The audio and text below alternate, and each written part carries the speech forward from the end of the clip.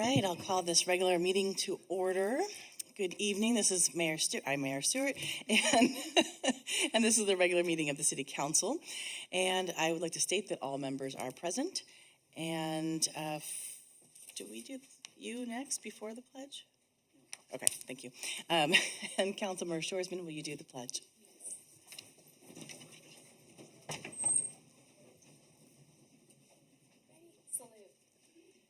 Pledge allegiance to the flag of the United States of America and to the republic for which it stands, one nation, under God, indivisible, with liberty and justice for all.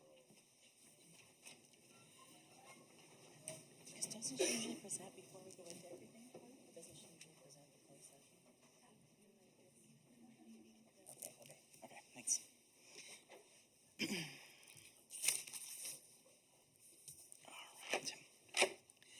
Well, as many of you know, in this most recent weeks, we've had two very prominent members of our community pass, former Mayor David F. Romero and Jim Copeland.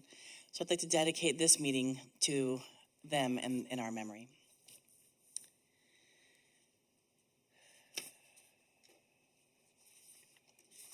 Thank you. It's different. Thank you. Okay.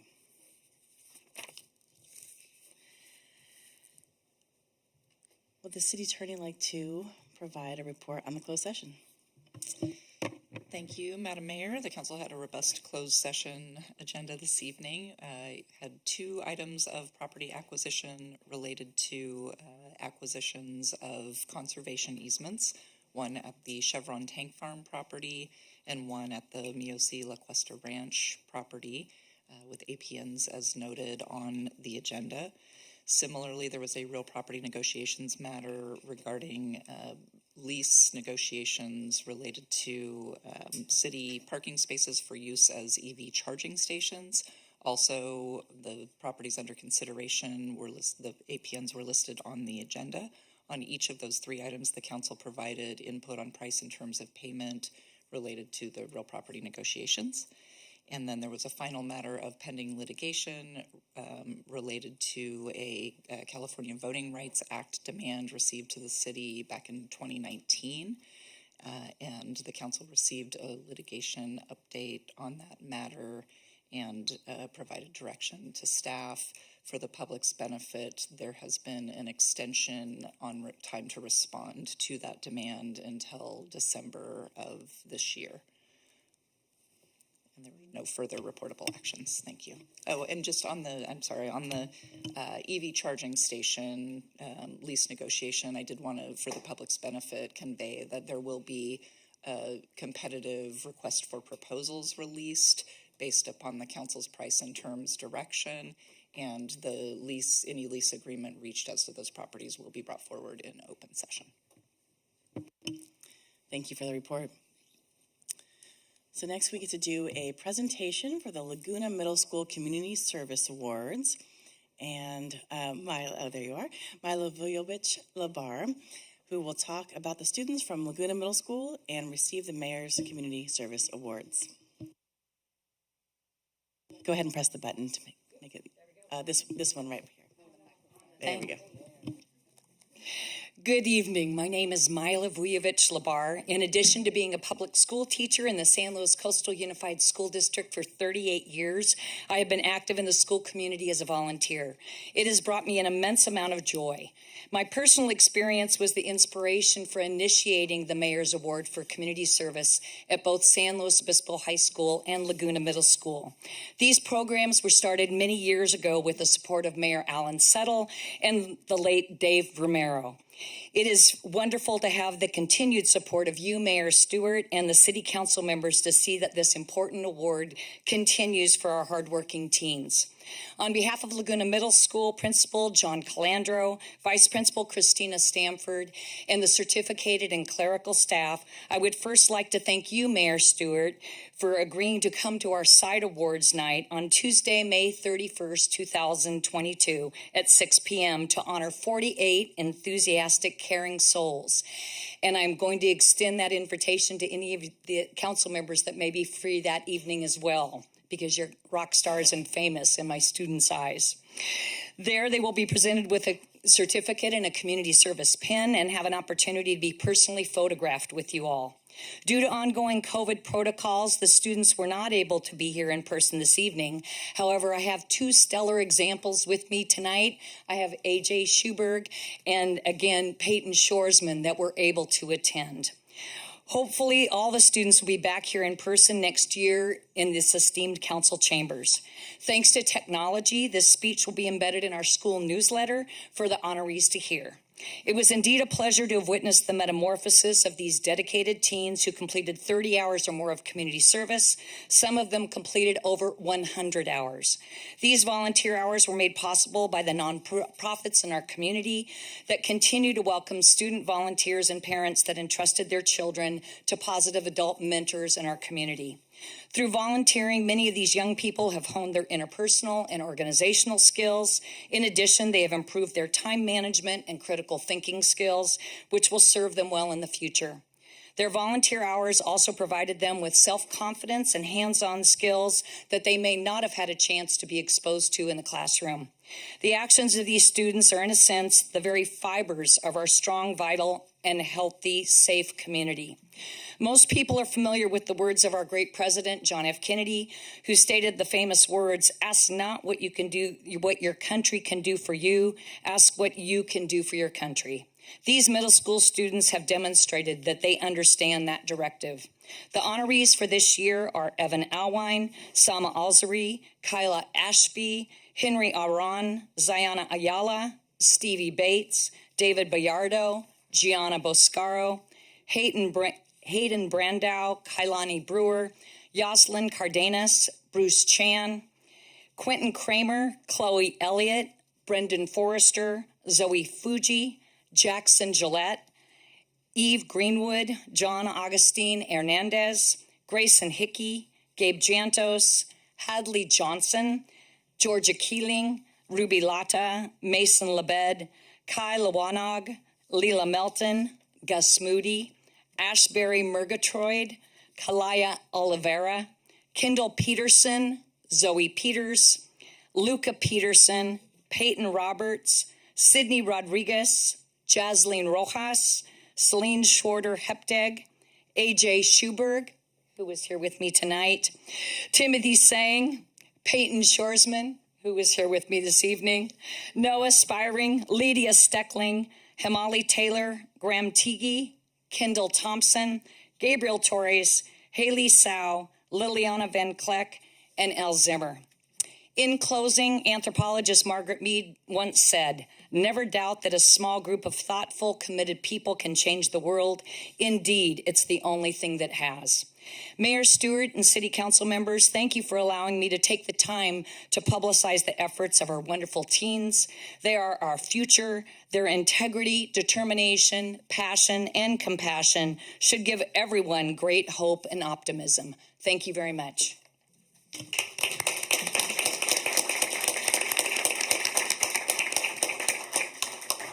Thank you for that wonderful presentation, and for your students as they continue. Now we have the California Core, where you can get $10,000 per student for community service. So that's really exciting for all of your students that continue. So thank you.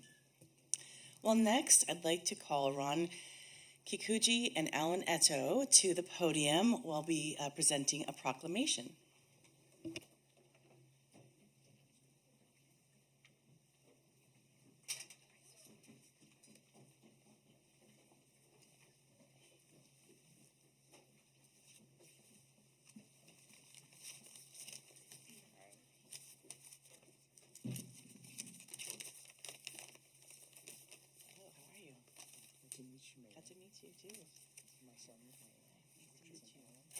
Well, go ahead and I'll read this, and then I'll have you read something. Okay.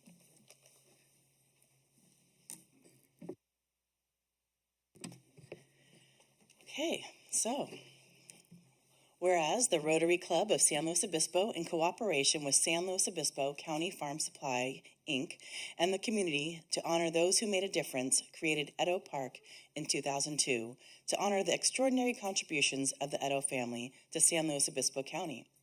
And whereas Edo Park is located on Brook Street, previously named Edo Street, in honor of the Edo family patriarch, Tamaji Edo, and is in the former heart of Japantown in San Luis Obispo.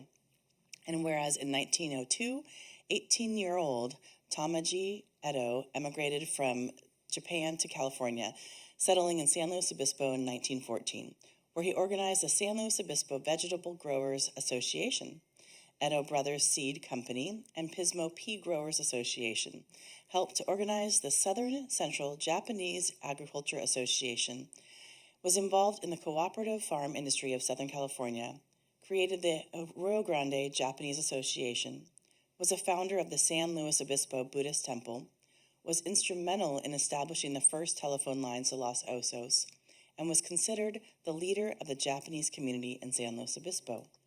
And whereas Tamaji Edo, his wife Taka Edo, and their family, along with over 800 Japanese American citizens living in San Luis Obispo County, were interned during World War II.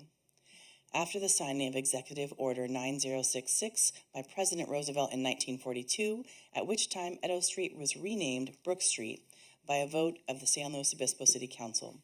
And whereas Tamaji, Edo's son-in-law, Leo Kikuji, enlisted in the 442nd Go for Broke Regiment, the all-Japanese American Volunteer Regiment and most decorated unit in U.S. military history, and was killed in action on Anzio Beach fighting for democracy and demonstrating the patriotism of Japanese Americans. While his wife, Susie Edo, their 2 children, and the rest of the Edo family were imprisoned. And whereas the Edos and the other Japanese American families, despite being forced from their homes and businesses as a result of nationwide racism and intolerance, overcame this financial and personal devastation. And whereas following their imprisonment, the Edos continued to contribute to the vibrancy of our area's agricultural economy. And in the words of Tamaji and Taka Edo's children, Kofuji, Toshiko, Etsuko, Masaji, Mary, Sumoko, Susie, also known as Susie, Nancy, and Grace spent their lives helping others realize the American dream. And whereas to mark the 20th anniversary of the creation and dedication of Edo Park, the Rotary Club of San Luis Obispo has again partnered with San Luis Obispo County Farm Supply, Inc., along with the City of San Luis Obispo, to restore Edo Park, reaffirm our deep gratitude to the Edo family in particular, along with all members of the Japanese American community, past and present, for their myriad contributions to the betterment of San Luis Obispo County, and recommit to the ideals of tolerance, kindness, and compassion for all. So I want to thank you so much. If you want to come on up and we'll give them a hand if that's...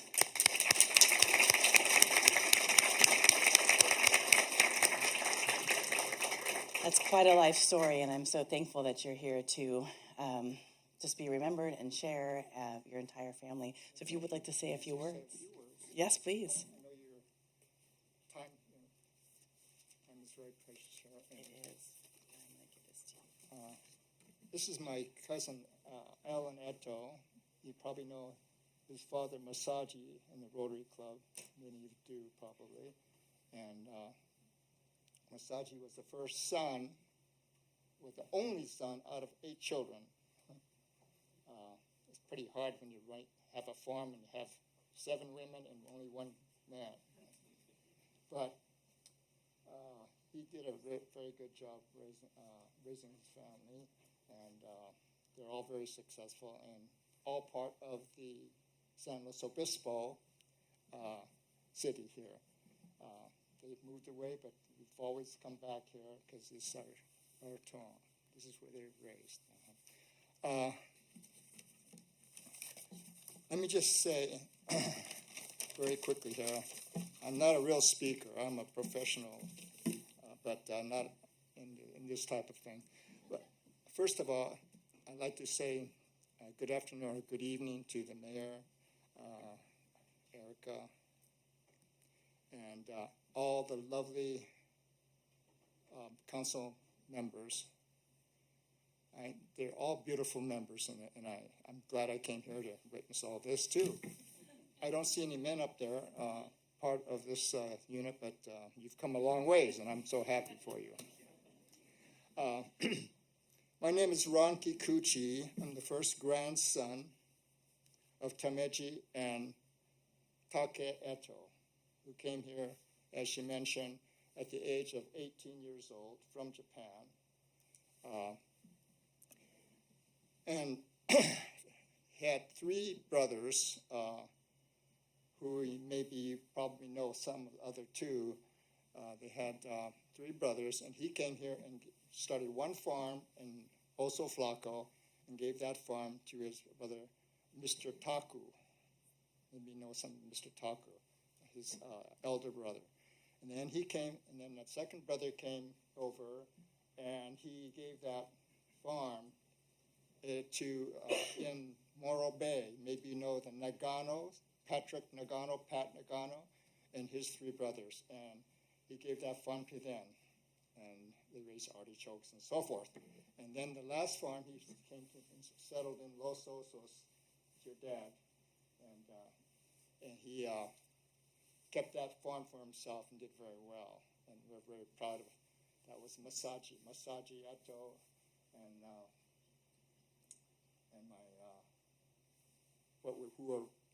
who we're honoring today is Tameji. You almost got the last name right, Tameji, but very good otherwise. And I want to thank you. We came today because of the proclamation and for the rededication of Eto Park, which they were so nice to do. The city of San Luis Obispo, in partnering with the Farm Supply and the Rotary Club, were so nice to take that venture and put that park in, and honoring our grandfather Tameji Eto. And we are very grateful, and it's our heartfelt gratitude and appreciation for what you all did for our grandfather during those hard times. And I want you to know that. And it's 20 years. This is a rededication, like you said, after 20 years. And I would like to say that Tameji Eto, in spite of all the hardships and problems during World War II, after Pearl Harbor, and the hysteria that went with it, that he pulled through and still contributed and interacted with the city of San Luis Obispo and brought many things, as you had mentioned, to the San Luis Obispo. And we are very proud and honored to have him interact in such a way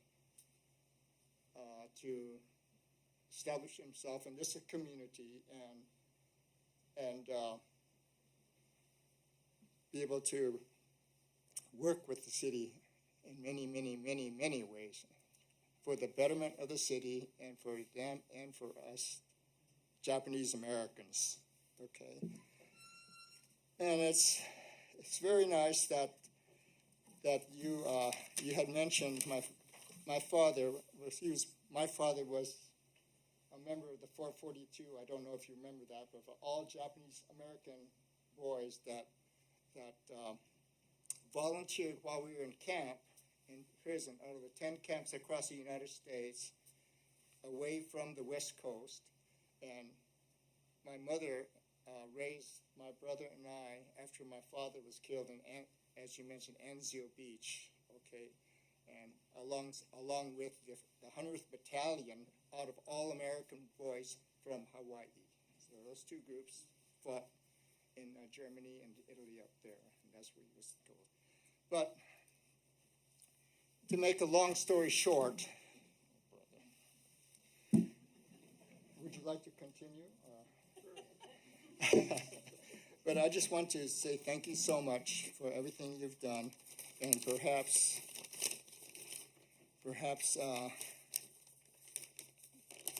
someday that because of what my father did, and proved that we were American citizens, not just because of our facial characteristics, an enemy of the United States. And so I like to think that his death was not in vain, and that our subsequent generations can keep their heads high and continue on. Thank you.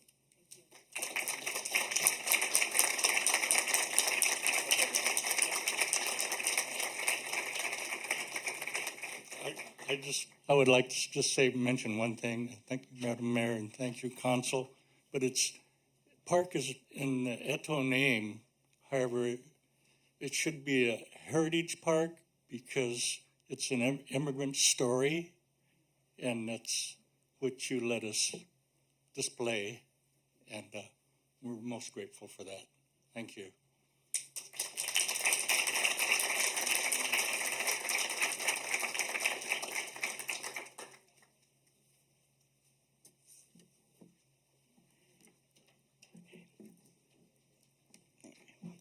Okay, so now, is Molly joining us? Okay.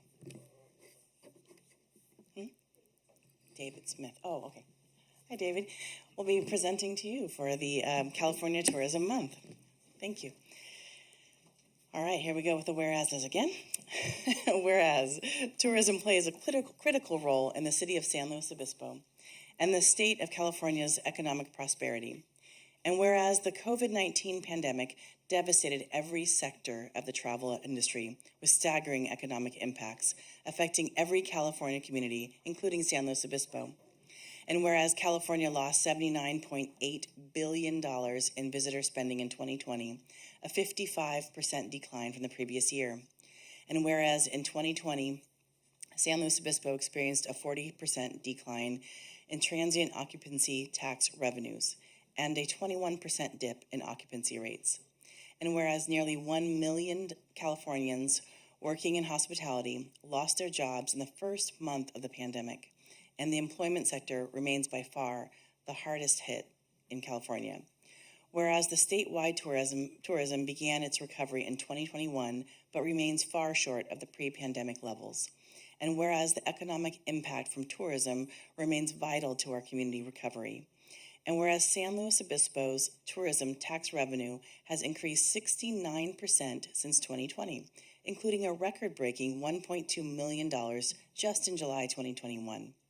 And whereas the transient occupancy tax revenue contributes 10% of the city's general fund, which pays for community benefits like infrastructure projects and quality of life experiences like access to open space.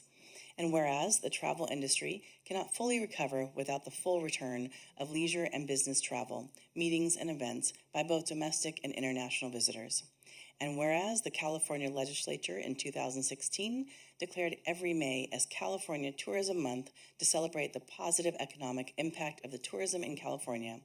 And whereas welcoming visitors from near and far always has been and always will be the enduring ethos of the travel industry in San Luis Obispo and throughout California.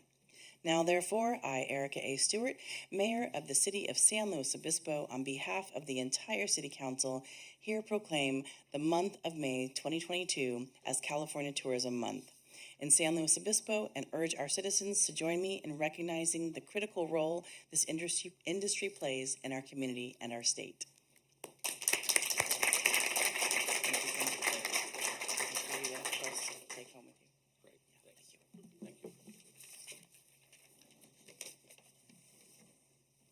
Thank you. On behalf of the SLO Tourism Business Improvement Board, directors, as well as the staff, thank you very much for that recognition. The last couple of years have been interesting, needless to say. We are coming out of that, and we really do appreciate both what the council has done, past and present, as well as the mayor, past and present, what you've done for this city. This city is truly our amenity for the guests that visit here. It's one of the reasons that people come back, and for that, for the citizens and the direction too, we're very thankful. Thank you.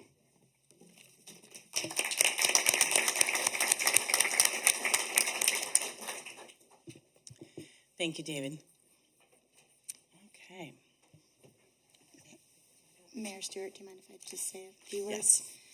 I just wanted to make a brief comment about that last proclamation for National Tourism Month. As one of the liaisons to the TBID committee, I just wanted to say that I recognize that, as the proclamation noted, these last few years have been particularly hard for the tourism industry and for the event industries. And, you know, even when we all sheltered at home for a long period of time and most of these businesses had to close, even once they were able to open again, they were then asked to house healthcare workers and people who were ill or isolating or quarantining. And so that still was very scary, I'm sure, for them. And they really provided an important service to the community during this really difficult time. So I just wanted to make sure that we all kind of recognized how important this industry is, not only because it brings tourists to our lovely community, but also because they do provide a valuable service to the community. So thank you to all those in that industry.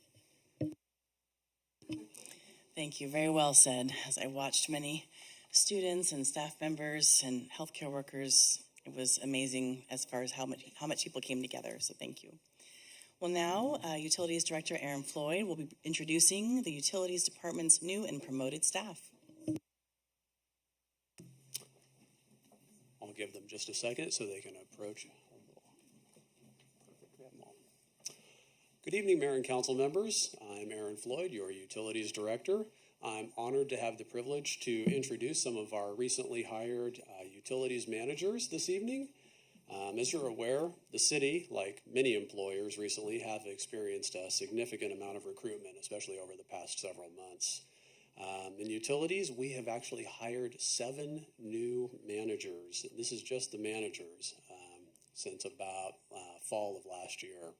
So some of these individuals are new to the city organization, and some of them have actually just recently promoted and are new to their roles within the city. We do have 7 introductions this evening, so we will be kind of going through them quickly. They have all provided excellent bios, so we're going to go alphabetically by their last name, starting with Kyle Anderson. Kyle's our new utilities engineer.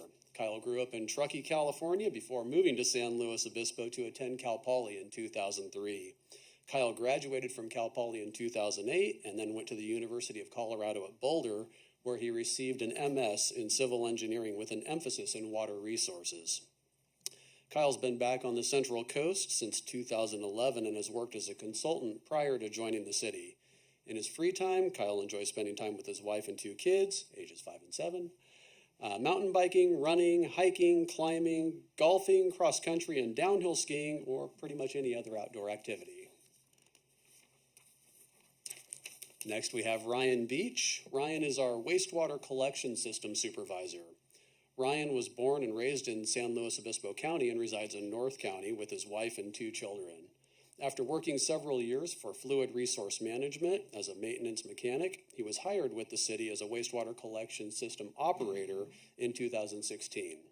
Ryan's goals are to serve the community by providing uninterrupted service for both storm and wastewater conveyance systems. He plans to do this by collaborating across departments to ensure operational resiliency and look for new opportunities to advance these systems using new technologies and build smarter infrastructure systems for the future of the city.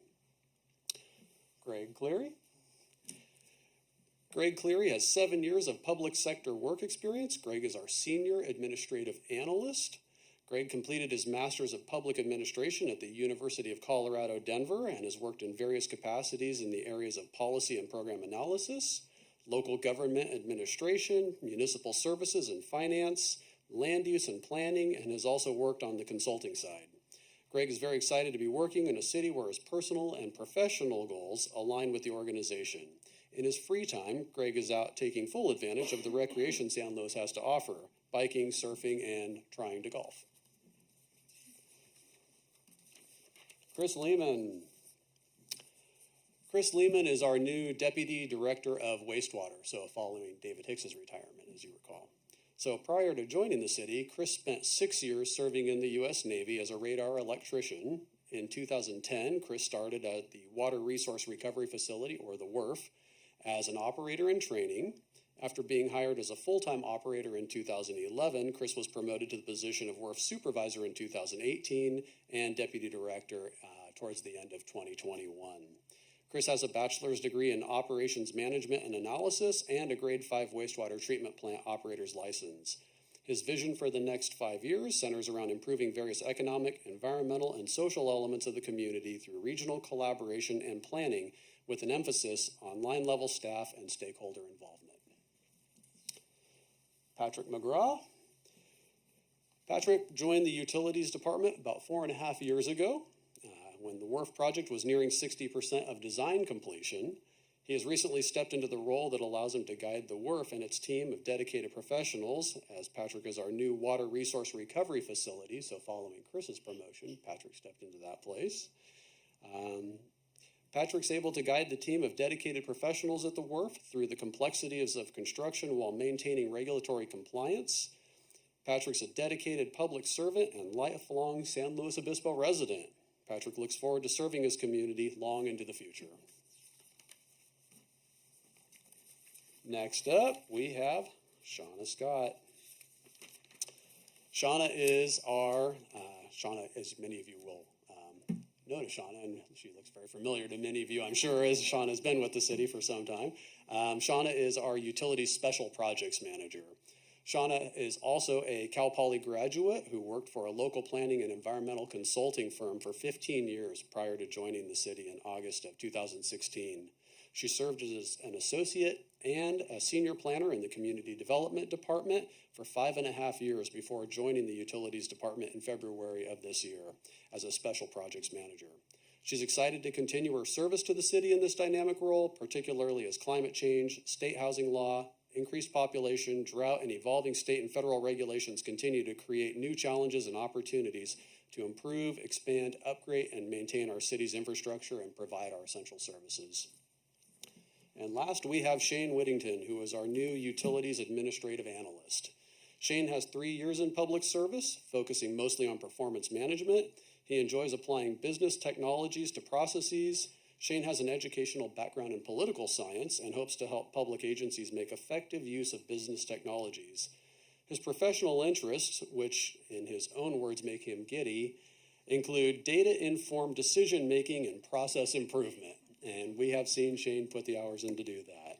So on behalf of the Utilities Department, I couldn't be happier to be able to introduce this great new team that we have to serve our community.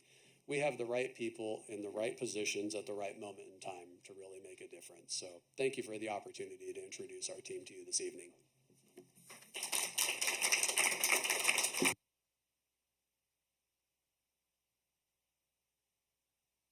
Thank you so much, and welcome to those who are new, and congratulations to everyone who's been promoted.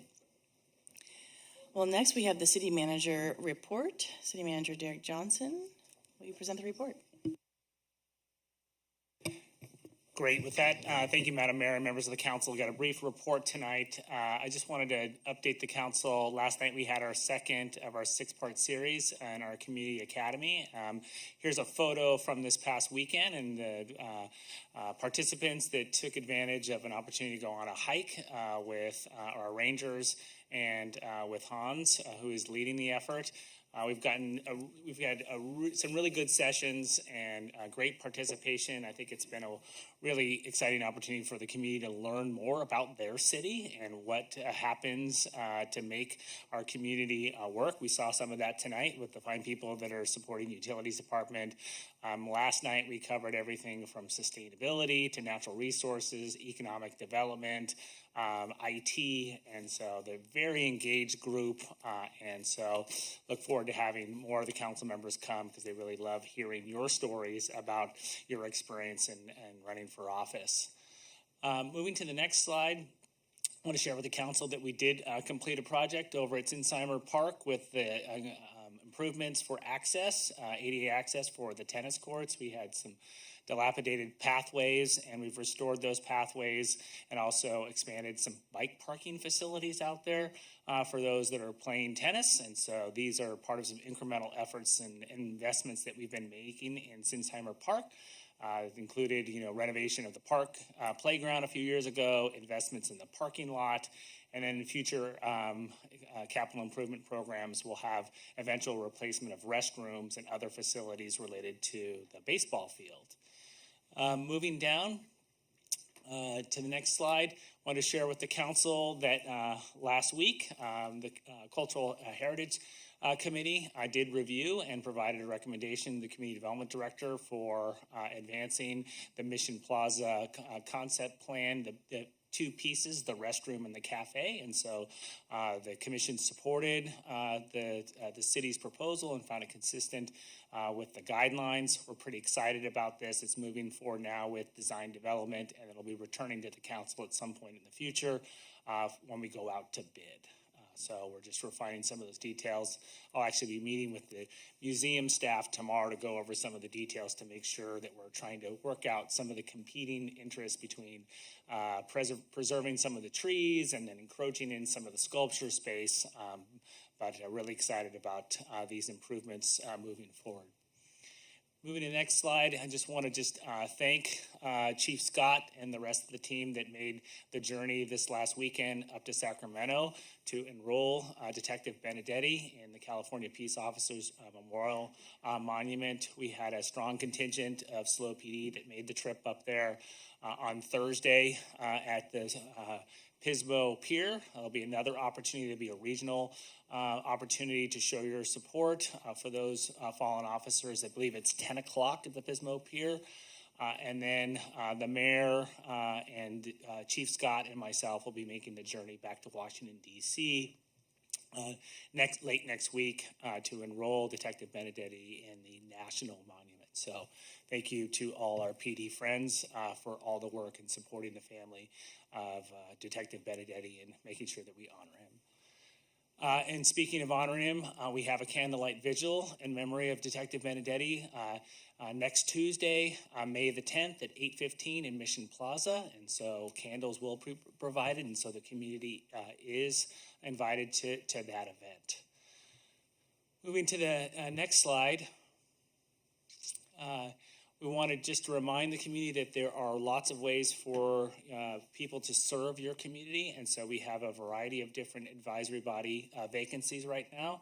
You can see from the Administrative Review Board down to Zone 9, there are positions that are available, and these are just really valuable ways where we engage the community and really leverage your experience and your passion for San Luis Obispo, in which you can contribute and in ways to help preserve assets, provide input on appeals or personnel issues.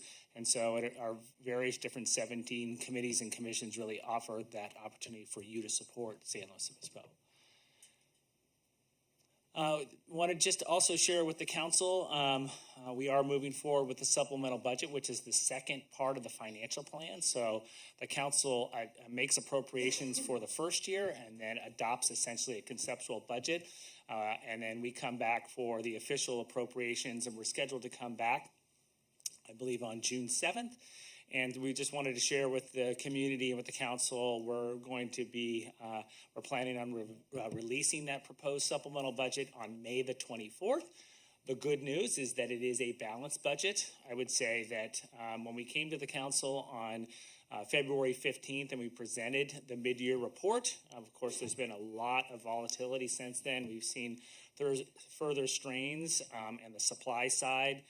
We've also seen strains in the labor market. And certainly the war in Europe has certainly complicated a lot of the forecasting. And so Brigitte Elke and her team have been doing a lot of work looking at revenues and looking at our expenses. And I would just want to thank all the departments for doing a great job for the budget submittals. And we're happy to report we'll have a balanced budget that we bring to the council on June the 7th. We'll be making some slight adjustments to the capital improvement program, and we'll walk the council through the full CIP on June the 7th when we present the budget. Moving to the next slide, I wanted to share with the council that today the Board of Supervisors unanimously voted to sign on to a joint letter. I believe a copy has been provided to you by REACH. The contents of the letter are pretty straightforward. It's to advocate for reuse of Parcel P, to advocate for clean energy, for innovation and research and development, Really, there's a focus on developing a long-term plan and advocating that Cal Poly play a key role in catalyzing the vision for a sustainable reuse of Parcel P. There were 17 signatories to that letter from federal, state, local electeds, also other groups, Mothers for Peace. You can see a sampling, and the letter includes all the signatories. You also heard over the weekend the governor's announcement for the potential to pursue some of the federal funding that's available to keep various different nuclear facilities active. And so we'll be monitoring those efforts and we'll be reporting back to the city council. And if there's opportunity for commenting, we'll do so. On the right side of the slide, I just wanted to remind the council back in 2016, and I don't expect you to see all the details, that the council did adopt some draft guiding principles. So staff and council and Vice Chair Christensen, we weren't shooting in the dark in terms of policy. The council was forward thinking and adopting some guiding principles because we knew that the path forward for the decommissioning and all the issues associated with Diablo would be complicated, so we needed some guidance. I just remind the council that the 5 different principles are to ensure that there's continued safe operations and that the health and safety of the community is kind of at the forefront. Second, that we wanted to be involved in creative solutions for the long-term financial impacts of the community, and we did a lot of that through SB 1090. We wanted to also investigate opportunities for job creation and economic diversification. And some of that's happening through the joint work and the collaboration that's happening on Parcel P. The 4th principle was to develop a plan to address the potential long-term impacts of the nuclear facility. And if you take a look at the letter, there is, I would say, a conceptual map of proposed kind of a framework and ideas that outline the use of just Parcel P. And then the last piece is explore the future use of the land and related facilities. And so there are other groups that are looking at all of the properties that are the holdings of PG&E and the various different subsidiaries. And so there are groups that are, I think, following, thankfully, to the guidelines that the council has established, and we'll make sure that we continue to update the council as this progresses. But I want to just pause on this because I know it's been top of mind for some folks. It's been in the papers, and we've been engaged on the sidelines and playing a part. With that, I did want to just share a video with the city council. We're approaching the state of the city, so both the mayor and myself will be hosting the community. And so we want to just share with you a sizzle reel that kind of hopefully entices you to come later this month and learn more about what's happened in your city over the last couple of years.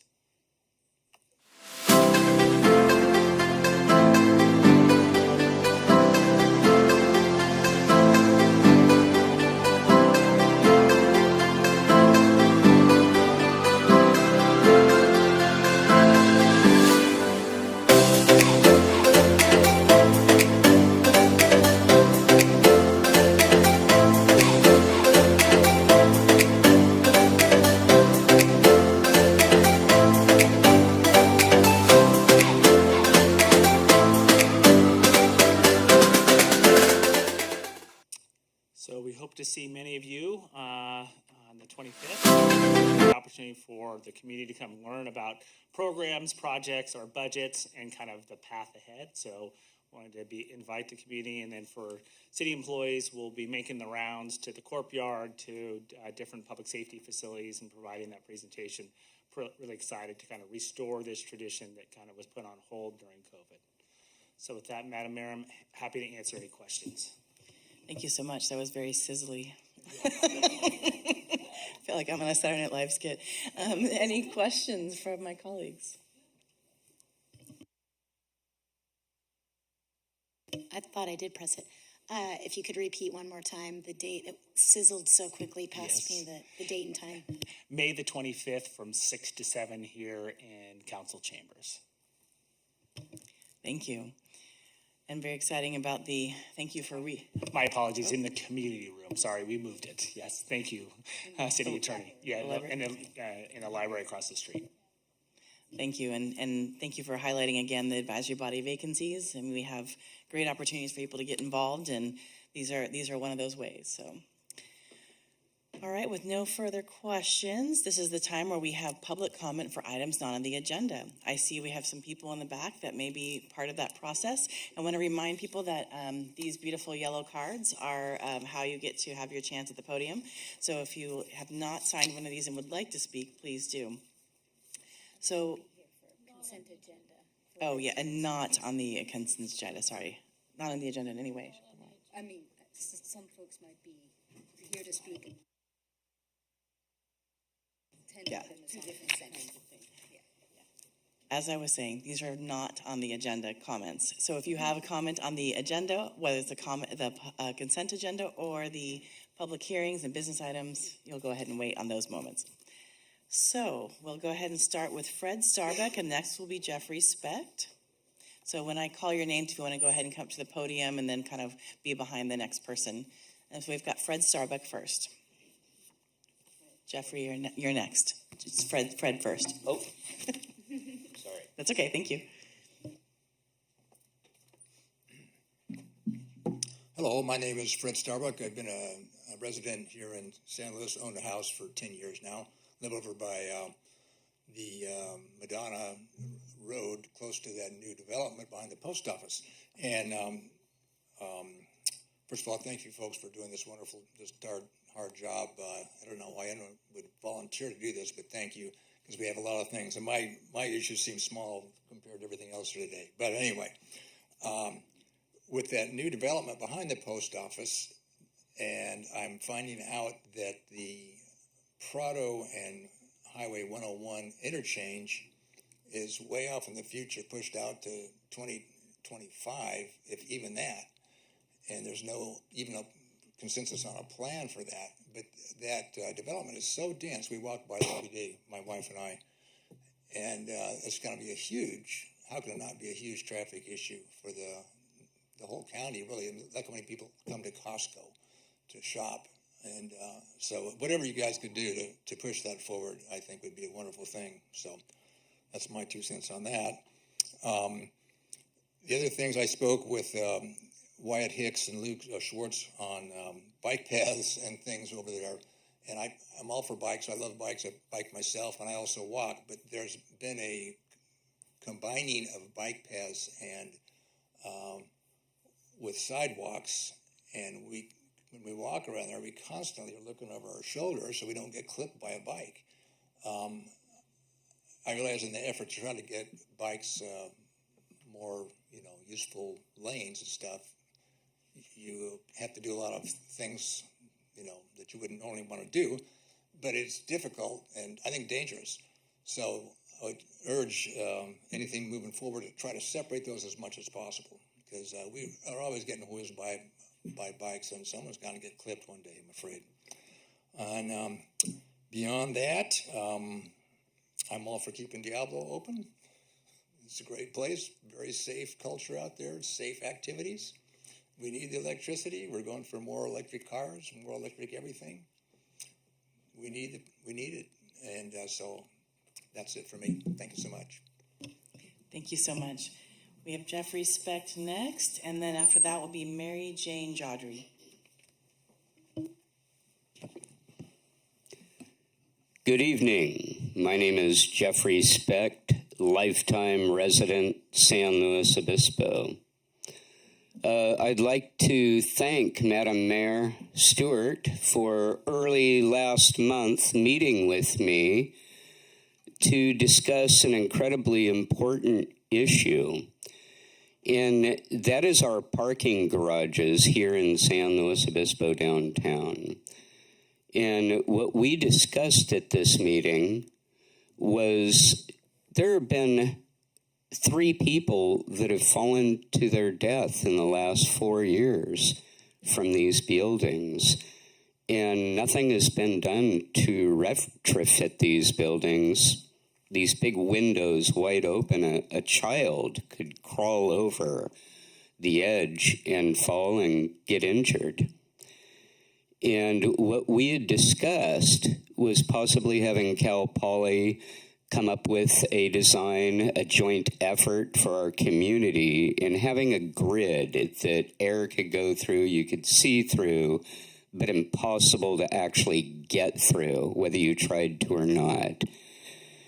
We also discussed, this is a college town. A lot of women have been abducted over the years, and we have no video cameras in these parking garages. We need better security. We need video cameras in all of these parking garages, so in the event that anything happens, the police department can get this information, forward it to the district attorney to prosecute if there's foul play. If not, that video will speak a million words of what actually took place. So what I'm asking tonight, and what I asked for at this meeting with Madam Mayor Stewart, is for our city council to get together, talk about this, put it on your agenda, and let's fix this problem so no one ever gets injured ever again. Let's show some accountability. Thank you. Thank you, Mary Jane. And then next will be Ethan G. Hello, my name is Mary Jane Jodry. And this is going to be a very emotional talk. My son, Thomas Jodry, is the young man who fell from the parking structure 2 years ago, September 14th, 2019, and he died. And we have a large campaign going. We have a civil suit. You guys are not named in the suit. We've had a lot of people saying, well, why aren't you adding the city into the suit regarding the parking structure? Our whole, the thing we're pursuing is not money. Nothing can bring our son back, okay? There's some justice that we have to have done, but the main thing that I want to discuss with you all is that I would really like to think that San Luis Obispo is a place that really cares about public safety. We care about young people, old people, women, men, children, and that we would like to make these parking structures as safe as they can be. Really, it's not very difficult. There are many types of screens and grids that can be put on the windows, and it really would improve the safety. The other thing, and this was written, you've had several letters to the editor in the Tribune. One man suggested that we have telephones in the parking structures. And there really should be. If somebody's in trouble, they should be able to go to a phone in there and use the phone to call somebody. There is a security guard that's posted in the parking structure, and people say, well, he can't be in all places at once. If you have cameras, yes, you can. You're watching your cameras, you see where your problem is, and you go to that area. And you know if you need to call for backup with the police department. I'm just begging you, please. Let's just make these parking structures safer. It's very simple. And it really would mean so much to future generations. And I never really want to hear of anybody else having a problem. That's all I have to say. Thank you all. Thank you so much. Ethan G., and then we'll have Pete Schwartz, and that's the last person. So if anyone else wants to speak, make sure you fill out a yellow form. Thank you. Hello. All right, I'd like to start by thanking the previous speaker. That was very powerful. I was not aware of that. I'm a student here at Cal Poly, so I'm new to town, so I appreciate both of you for bringing that to light. And I'd also like to start by saying I'm speaking today on occupied Chumash land. The state of the city video. Oh, wow, that was exciting. I want to start by asking the council and Madam Mayor to draft a letter of support for California SB 889, or actually no, 886, I apologize, which would create more student housing on land already owned by a state institution such as Cal Poly. Wouldn't cost the city anything. It would all be done by the school. So I think a letter of support would be really great.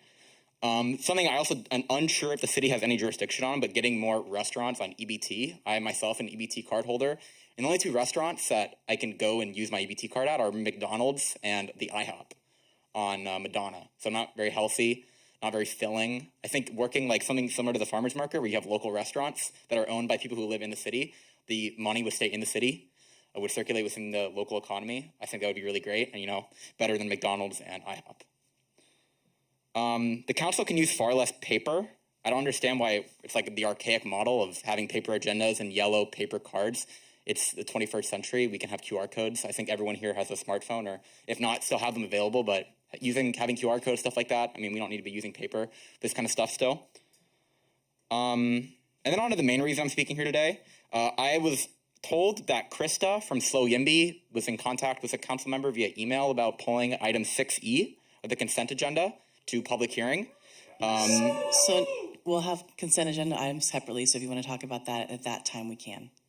All right. I would like that to be pulled from the consent agenda to the public hearing with encouragement beyond Slow Yimby, which is yes in my backyard, from ACTS, Abolition Action, Central Coast Slow, FQE, Students for Quality of Education, Cal Poly, DSA Slow, Democratic Socialists of America, San Luis Obispo, the YDSA, the Young Democratic Socialists of America at Cal Poly Working Group. We're not a registered org yet, so it's a working group. The Cal Poly Democratic Party, which is the county registered party from the county at Cal Poly. And as a community member, a human being, as someone who's formerly experienced homelessness, I think having this issue brought to the public is important. So thank you. Thank you. And I didn't read the stability guidelines, but if you have a happiness, shake your hands like you're clapping, but no wooing, loud words, or cheering. Thank you. No clapping, cheering, or booing. Perfect. Great. Okay. Thank you, Pete. And next we'll have Daniel Barrett. Thank you for having me here. My name is Pete Schwartz. I've been a professor at Cal Poly for 20 years. And I came to talk about Kennedy Love. He was a student in my intro physics class. It must have been 7 years ago. You have the benefit of maybe 2 or 3 students like that coming along in your life that, he would come in and really light up the classroom. I know he didn't have perfect attendance because there were days when he wasn't there and you knew he wasn't there. And, madam, I'm sorry for your loss. Kennedy's life was taken from him. It was taken from all of us when he was killed by a drunken driver, on the order of 5 years ago. And so I've come today just to raise our awareness to Kennedy's life, that his life will be remembered and his death not be forgotten. And I have, kind of 3 facets of this. It kind of went through me last night in that, my sadness at the loss of his life and the senselessness of it all. And also the failing of our legal system to keep us safe because the woman who killed him served less than 2 years, and we found out yesterday that she was out and arrested again with a DWI. And then lastly, the stressing of the commitment of the council to keep us safe because the legal system is not doing that. And so I'd have to ask myself, how is it that this woman is out on the street again? I would think that if you hurt someone on a bicycle this way, hurt or kill, that you should not ever, I don't know about how long they should have to serve, but they should not ever be allowed behind a wheel again. She should never drive a car again, or never should have been able to. Kennedy will never ride a bike again.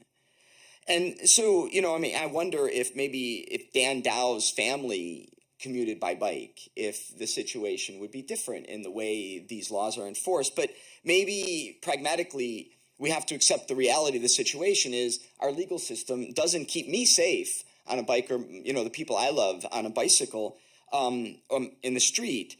And so I just want to thank the council, because it seems as though you're doing your best to keep us safe.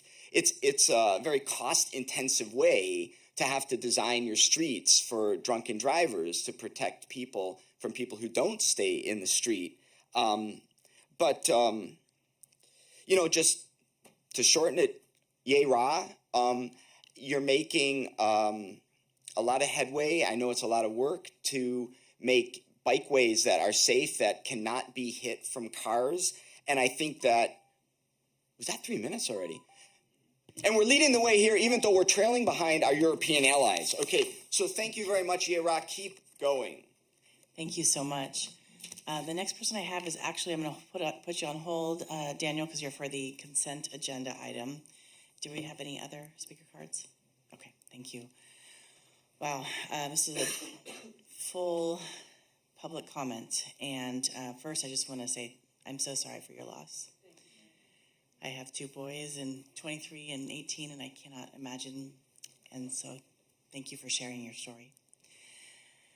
I don't know if you want to share a little bit more about the parking garages. Thank you, Madam Mayor, members of the council. I'm going to invite Matt Horn to come up, our Public Works Director, and talk a little bit about what we're doing on parking structures, and we can talk about what's in our work program, what we're doing for the new parking structures, and some of the security changes. And I think Gavin is here as well. He has a lot of experience working here and in Cal Poly, and then I'll respond to some of the other questions that came up from the speakers tonight. But I just want to also take note and just share, on behalf of staff, just the sorrow that we felt when we saw Mr. Jodry die last year. Yeah, thank you. And knowing this was going to be an issue tonight, Gavin, our parking services manager, to specifically address this issue. He's got a lot of great information for us. Thank you, Matt. So the parking structures currently do meet all industry standards for safety in them. The barricades in the structures are about 4 feet high that go around the full length of the structure. That being said, we also do have cameras at the exit of all of our structures that works with our gating equipment. Upon request, PD can request that video if there is an incident in the structure. It does identify vehicles and some pedestrian activity in the area. So PD could use that if they needed to help identify a case. We also have emergency call boxes in the parking structures. So if there is an incident on the floor and someone's able to reach one of those call boxes, they can call for assistance. There are several on each level of the parking structure throughout Marsh. I believe that's where your son's incident was. There are some there. So beyond that, we're working on an ordinance that we're going to be bringing back this summer, hopefully, to discourage activity in the parking structures. One, it helps reduce vandalism and stuff like that, but it does also allow us to approach individuals that are loitering in the structure that might be going through a mental illness and begin a conversation with them to hopefully stem off that incident. Thank you. Madam Mayor, I just also want to share, we've also made some substantial investments in security. So we did here tonight, and we did, as part of the last budget, provide for expanded security and watch in all of our facilities. And certainly, I've been talking to IT staff about where can we put more cameras at different locations so that we have greater ability to surveil all floors. So that's something I've been in conversations with IT and our parking staff about. And so we'll be working on that, and you'll probably likely see some proposals as part of a future capital improvement programs. Thank you so much. I found the meeting that we had together with Matt and Gavin so incredibly helpful to learn more about our parking garages and what they have now and where we can continue to improve. So thank you very much for sharing. I didn't know if the chief wanted to share anything about DUI and DWIs. I don't want to call them, I'll let you use the right words. While the chief's walking up, I just wanted to extend an invitation to Ms. Chaudhry. If we'd be happy to continue to meet with you, and as we move through capital improvement programs, if there's improvements that we're making, work those through with you and make sure we're continuing that conversation. Yes, and before I get in, just so sorry for your loss, and we've had an opportunity to meet with the Jodrys, and I have since I've been here just recently to get more information on the case. So hopefully we'll find peace and closure for your family someday. Regarding DWIs, this is a significant priority for the city. Currently, through our staffing initiative, we are now full strength, so that's good. The other part of being full strength is backfilling our specialized units, which have suffered over the last summer. So in the end of May, we hope to have our motor unit full strength as well as our proactive DWI patrols. In addition to that, what that means is more officers on the street when DWIs are most likely to be out there in our community. The other part of that is we're very progressive at seeking and obtaining DWI grants from our traffic safety grant. And so we've had this for a number of years, and what this grant does, it actually provides overtime for our officers to go out and specifically target impaired or drunken driving. And so that program has been very successful for the city, and we continue to make arrests, taking offenders off the streets. Thank you for the update. Thank you. Madam Mayor, if I could just respond to a couple other questions or comments that were made tonight. We'll take a look at our legislative platform that was just adopted. Certainly more housing on Cal Poly campus is strongly consistent with our goals and objectives. We really support Cal Poly housing close to 70% of students on campus compared to the roughly 38% that they house today. And so we'll take a look at that bill and we'll bring it to you, Madam Mayor, for your review if it's consistent with the platform, which I imagine it will be. And then we'll reach out to the county on EBC and see what we can do to advocate for broader acceptance. That was part of our agreement with the farmers market when we entered into our contract to expand EBC use from the farmers market. And certainly we want to provide food equity and access to all members of our community and see what we can do with our county partners to see if we can expand acceptance in other restaurants throughout San Luis Obispo. That would be great. Thank you. That was actually what I was going to ask you, is with the legislation and our new platform, if that will tie in. And yes, I mean, it also wanted to mention about the EBT is that the farmers market does allow for EBT in quite a few farmers, which is great. So thankful they don't have the little vouchers now. Now we finally have moved on to debit cards, which I know probably for some people have known no different. But in the days when my little one was one and we're having to tear off vouchers for carrots and tear out vouchers for peanut butter and tear out vouchers for milk, and I could go on. But it's very nice to see the changes that have happened, and it'd be great if people could eat a little bit healthier food with their EBT cards. Madam Mayor, if I can just say one more thing, and just in regards to Mr. Schwartz's comments, the Active Transportation Committee is working on, I would say, transforming many of our arterials, including Mid-Higuera and South Higuera, so there's a planning effort underway. We also hope in the future to then transition to Foothill Boulevard as well, because we know that's a high-trafficked corridor. So having just come back from Strasbourg, which has the highest number of bike lanes in all of Europe, I can tell you that their approach is completely different. And certainly I think if we're going to make progress, we're going to need to continue to find ways to separate bikes and peds from traveling vehicles. Thank you. That's great. And obviously all of the council, we really want to see more transportation being safer to get all around the entire city, and that's through walking, biking, strolling, in whatever way that may be. So looking forward as we continue with our active transportation plan. So now is the time of our agenda where we do the consent agenda, and these are calendar items that we assume are routine and non-controversial by staff. Unless a member of the council wishes to pull an item for individual consideration, all items will be approved by one motion.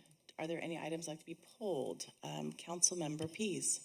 Thank you. I would like to pull item 6E about the tents for a separate discussion and vote. Thank you. Sounds good. Thank you. Okay, if nothing else, we have a chance for public comment on the consent agenda items, not including 6E. We'll do that one separately. Any public comment? No, there are not. Thank you, City Clerk. All right, Vice Mayor Christensen. I'll move consent except for E. Thank you, Councilmember Shorsman. I'll second. Thank you. City Clerk, can you call roll? Vice Mayor Christensen? Yes. Councilmember Shorsman? Yes. Councilmember Pease? Yes. Councilmember Marks? Yes. Mayor Stewart? Yes. Motion passes 5-0. And now we'll go on to item 6E. And so if you have comments when it comes to public comment, this is the time to turn in your yellow card. I'll just state that again. Are there comments on 6E at this time? I have deliberations, not questions, so I was going to go ahead and wait for public comment and then be able to discuss. Or, well, I guess let me open with why I'm pulling it, which is that this is a second reading of an ordinance that we considered and introduced a year ago, and at the time the vote was 4-1, and I voted against it. So I know that this body has deliberated on it. So absent public comment, I would otherwise restate my position and potentially open it up again. But at this point, since we do have public comment, we could proceed with that. Thanks. Great, thank you so much. And even with that, we actually have 2 new members on our council since it was last discussed, right? Or just one? Oh, yeah. Sorry, I'm forgetting that I'm the same person. Never mind. Just, feels different. Okay, Councilmember Marks, did you have a question? No, I was just going to say that I was here for the earlier deliberation. I was thinking of myself, which doesn't make any sense. All right. So now is public comment time for this 6E. And now, Daniel Barrett, if you're going to come up. And then next will be Ethan G.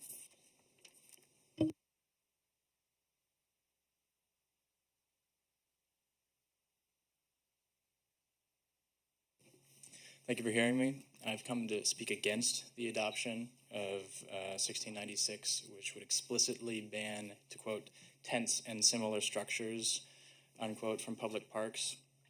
I believe that this is specifically designed to target our unhoused neighbors who frequently seek refuge in parks with lack of a better alternative. I would prefer a system where unhoused people did not exist because they had preferred alternatives to sleeping in tents or similar structures in parks. But absent that, I think it is a disgraceful addition of insult to injury to legislate in a way that facilitates purging them from public areas even more. I will yield. Thank you. Thank you. Next we have Ethan G. and then Julian Powell. Hello, Madam Mayor and Council.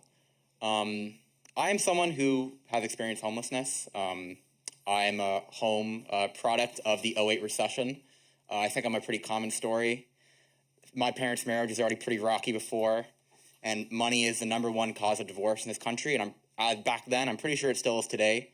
My father abused alcohol, among other drugs, and it was pretty rough. And my mom got a divorce, thank God, definitely the right move.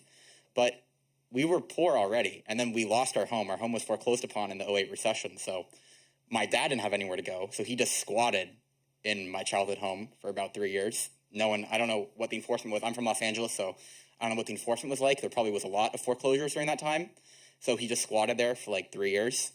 And my mother had nowhere to go for a couple months. It was really rough. We jumped between sleeping in her car and sleeping on the floor of my family's apartments, which was really rough. Looking back on it, my hedonic treadmill, or like what I was used to, it seemed normal, which is disgusting to look back on. Like, for me to say that, it's so sad and horrible. I was used to sleeping in a car and sleeping like in a sleeping bag. I did that for like 2 years when I wasn't squatting in my childhood home. I would sit in my childhood bedroom looking at bare walls with a bed frame with no mattress on it. It was devastating. I don't know how I'm here today, honestly. Doing pretty well at Cal Poly, I had pretty good grades, pretty involved on campus. So I'm proud of myself. And my father's no longer with us. He committed suicide when I was in middle school, which is also very rough. But I'm speaking here today because, as horrible as my story is, it is a good one in the grand scheme of those who experience homelessness. No one, of course, as the previous speaker said, no one wants to sleep in a tent. I didn't want to sleep in a car. I didn't want to sleep in a sleeping bag on the floor, No one wants to do this. It's what they have to do. That's their only option. Why are we criminalizing what this sad state of affairs? We should be allowing this to continue. While yes, we don't want it to continue, that is the world we live in. We need to both allow people to sleep and live where they are and find solutions to make sure that doesn't happen for the future by expanding upon affordable housing projects like 68 Prado. If bills like SB 886 are adopted, it will lower with more students on campus, more supply for students, will lower demand in the city for students, lowering rent, making it easier for everyone to find a house or apartment or condo or whatever. So with that, I would strongly urge no vote on this. Thank you. Thank you. Next we have Julian Powell, and then I think this says Andrew Chan.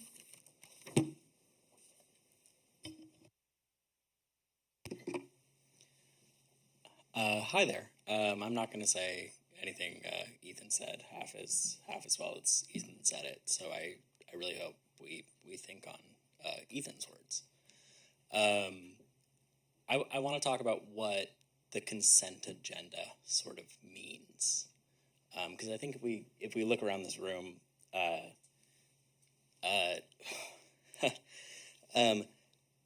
non-controversial is I think a very interesting sort of categorization for this amendment. I think people care a lot about housing issues. I've tuned into a couple of these online, and there's always people talking on the housing issues. So I'm extremely confused why it would be on the consent agenda and not sort of something that we're talking about. And I think the same could be said of 6F. I know Ethan talked last meeting about 6F. Non-controversial. I think the turnout today shows that it is an issue that people care about. Thank you. Thank you. Andrew Chan, and then next will be Sergio.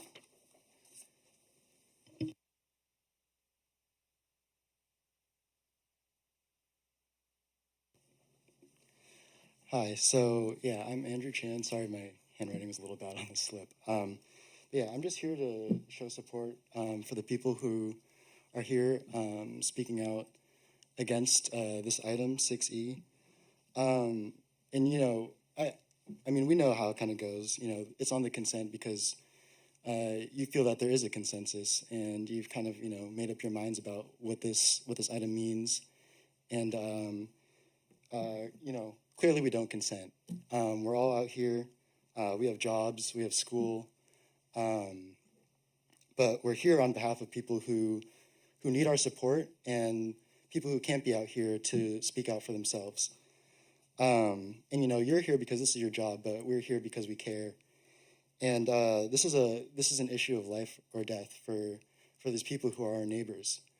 So yeah, and I'm also glad that we're being considerate of people who have like sensory issues with the like the jazz hands and all that.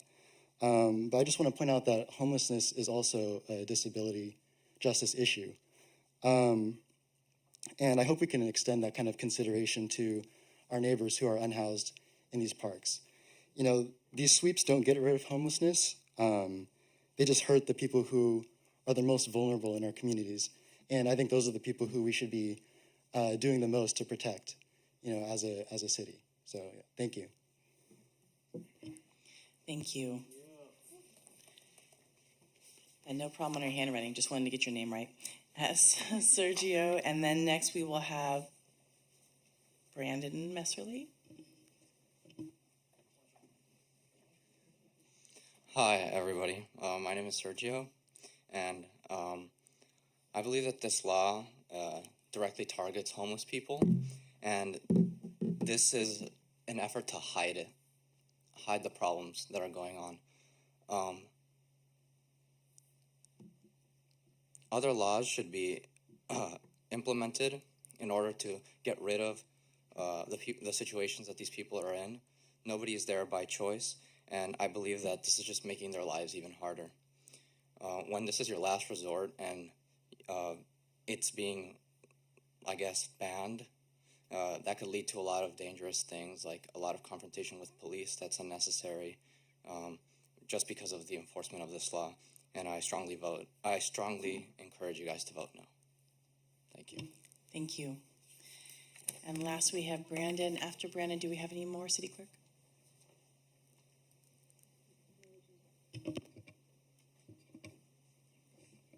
Thank you. Gotta love technology. Go ahead, Brandon. Hi, my name is Brandon. I've been a member the last 2 weeks of the Community Academy that Derek talked about earlier, and we've seen this lovely chart that's up on the wall behind there. And I'm speaking out against 6E because I think that directly contradicts what we say we want to be as a city. When we talk about diversity, equity, inclusion, that includes people of a lower class, people who can't afford housing, and they should be just as welcome in our city as everyone else. When we talk about economic sustainability, this costs a ton of money. There was that Tribune article a few months ago about what we contracted like $200,000 to 2 Mexicans movers, or whatever that company's name was. That hasn't solved our homelessness issues. We're wasting money and going through the same cycle over and over again, and we're not making anything better. In the Community Academy, there's a lot of talk, and in other city things, about our city being special. Doubling down on the same failed policies that we've seen here for decades, that we've seen across our country for decades, doesn't make us special. It makes us boringly evil the way the rest of our country is and how we treat the unhoused. Sorry, I was going to say something else. And it doesn't solve the housing and homelessness issues. It doesn't help anybody get housed. This doesn't provide anybody with resources. It makes us feel better because we don't have to see the failure of our own policies. And I'm begging us to, if we want our city to be special, I'm asking us to think specially, to think better, for lack of a better word, to have more imagination.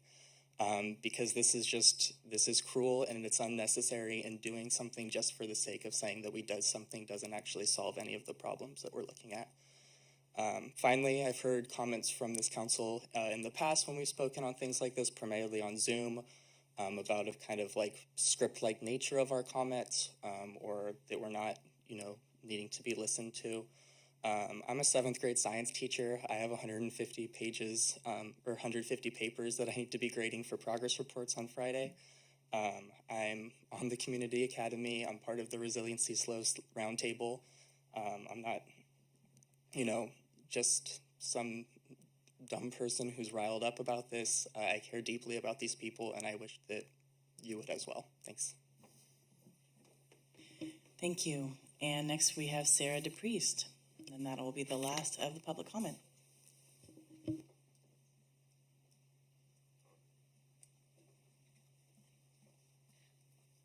Hi, I'm Sarah. I was not expecting to be here or say this, but you said earlier how we need to spend more time protecting people here in the community, safety, safe in terms of cars, riding a bicycle, all of these things. But this should apply to all members of the community, all constituents, whether they're even the most vulnerable. And one thing that when you have tents inside city space, you have police officers watching them, that the vulnerable population is safer in the lit areas, not in the creeks. And then they go into the creeks. What is the ultimate solution to this? Which is why I think putting more money, more effort into rehabilitation programs. I think this is the biggest issue we have in our community is we have a substance abuse problem, and just punishment and putting people in jail or in prison and not actually addressing the core issue, which is drug addiction most of the time, and mental health, mental illness. We're not going to get anywhere. So I just want to reiterate, safety for all constituents. Thank you so much. Before we start, is there anything you'd like to share, City Manager? I'm going to provide some initial comments, and then I'll turn it over to our city attorney to provide a little context of why we're here tonight and why it's on the consent calendar. So, stepping back a little bit, I think we would share I think the speakers tonight's approach that staff approaches this with compassion. That's how we've led this effort. We have now, as a city, are investing, I think, more funding in CAPSLO partnerships with TEMA than I've ever seen in my time here at the city and in any other jurisdiction that I've worked in. And it is a whole holistic approach, everything from housing to now funding social programs to, in fact, the city for its first time ever employing social workers, something that is not a traditional role of a city. Cities don't normally do that. That is the role of the state of California and counties, yet we are doing it because there is a big vacuum. We intend to very soon have our mobile crisis unit up and running. And our mobile crisis unit will be a paramedic combined with a social worker to provide direct outreach. Part of the funding that we provided this year was to expand 25% additional capacity at at 40 Prado, at our Homeless Services Center, so we have more capacity than ever. We have worked with the county on safe parking locations for those individuals who need a safe place to park at night, and working on more of those. We're also working on shelter structures as well, and so where can we look at pallet structures? Fundamentally, I think at the end of the day, staff does not believe that providing tents is a humane approach to addressing homeless issues. And I think that is a consistent strategy that I think many jurisdictions have realized, is that we need to find people housing, we need to provide services with those housing, and we need to work on transitioning people out of homelessness. So I want to give you that broad picture tonight, because even from last year, I think when Councilmember Pease and the rest of the council saw this item, there has been a tremendous amount of work. We now have Kelsey Knockett, who is here tonight, our homeless response manager. We're in the process of adding additional support staff. Well, just 2 weeks ago, we had the Board of Supervisors who took decisive action in moving forward with both a regional plan and other efforts. And this issue is very challenging. It's been around since I've ever been in public service for the last 30 years, and right now is, I think, one of the most challenging times. So with that, I want to just turn it over to our city attorneys and talk a little bit about the reason it's on consent, and then the reason we brought it forward to provide a little legislative history for the council. Sure. Thank you, Mayor and Council and Derek. In terms of consent, it is typical to bring back a second reading of an ordinance on consent, and by placing it on a consent agenda consistent with our process, certainly don't mean to denigrate or dismiss the importance of the issue in any way. This item was before council previously. There was robust public input and council discussion. It is not, and was not then, and I do not think now is a foregone conclusion that there is consensus among council. There was not on the introduction. There was a great deal of discussion. We pressed pause in the hope that we might be able to have a broader community discussion, particularly with the CRLA and Public Interest Law Project groups and the plaintiffs that they were representing, about alternatives. And what I do also want to share with the public, because I think often people are not aware of the approach that the city takes, is that we are incredibly lucky to live in a community where we are still small enough and we are collectively compassionate enough and have an extraordinary network of social services partners as well as public agency partners that provide outreach and assistance. And here at the city, within the city's jurisdiction, we have historically done that through our CAT team, and more recently, over the last several years, the social worker that the city has employed through Transitions Mental Health, one of our community partners. And so as we're looking at addressing the adverse impacts, so this approach to Not allowing tents and camping in city parks is not a new measure on our books. There have consistently, for as long as I can remember, going back decades with the city, and I'm sure council members Marks and Christensen could give us greater history. There have been prohibitions on that kind of activity in our parks and open spaces. They are embodied in our parks regulations and our encroachment provisions. We realize those are pretty wonky, kind of arcane, maybe not as transparent as they could have been places for those provisions to be. And so as it relates to the particular ordinance amendments, they really are about transparency, and they are about clarity and removing ambiguity as to what the rules are, and communicating them as frankly as we can. Because operationally, it has been the city's practice for decades to not allow this type of activity in the parks. As we looked over the ordinances, we felt we could be more clear about articulating what it is we were actually doing, consistent with council consideration and majority direction after a great deal of public debate regarding whether or not the parks were the appropriate place to facilitate this kind of activity. What we were responding to was an escalation in calls and adverse impacts in our park spaces that were, in fact, we were hearing from a community-wide voice, was deterring the intended purpose of use of the parks. In fact, people were not going to the park spaces, were having concerns about taking their children there. The types of things that we were receiving complaints about were overt drug and alcohol abuse and the inevitable consequences of those things. We certainly share the focus on root cause issues and the commitment to pushing for resources to address those root cause issues that we heard some of the speakers here tonight address. We were seeing extreme vandalism at a great cost to the entire community, particularly of our bathrooms. We were seeing illegal activities and pretty scary activities happening in our bathrooms that made them, in effect, unusable at times by members of the public at large. We were seeing an escalation in physical and verbal assaults resulting in police calls, but often in a way that was not addressable because they did not happen in front of the police and had passed by the time the police were able to get there to respond.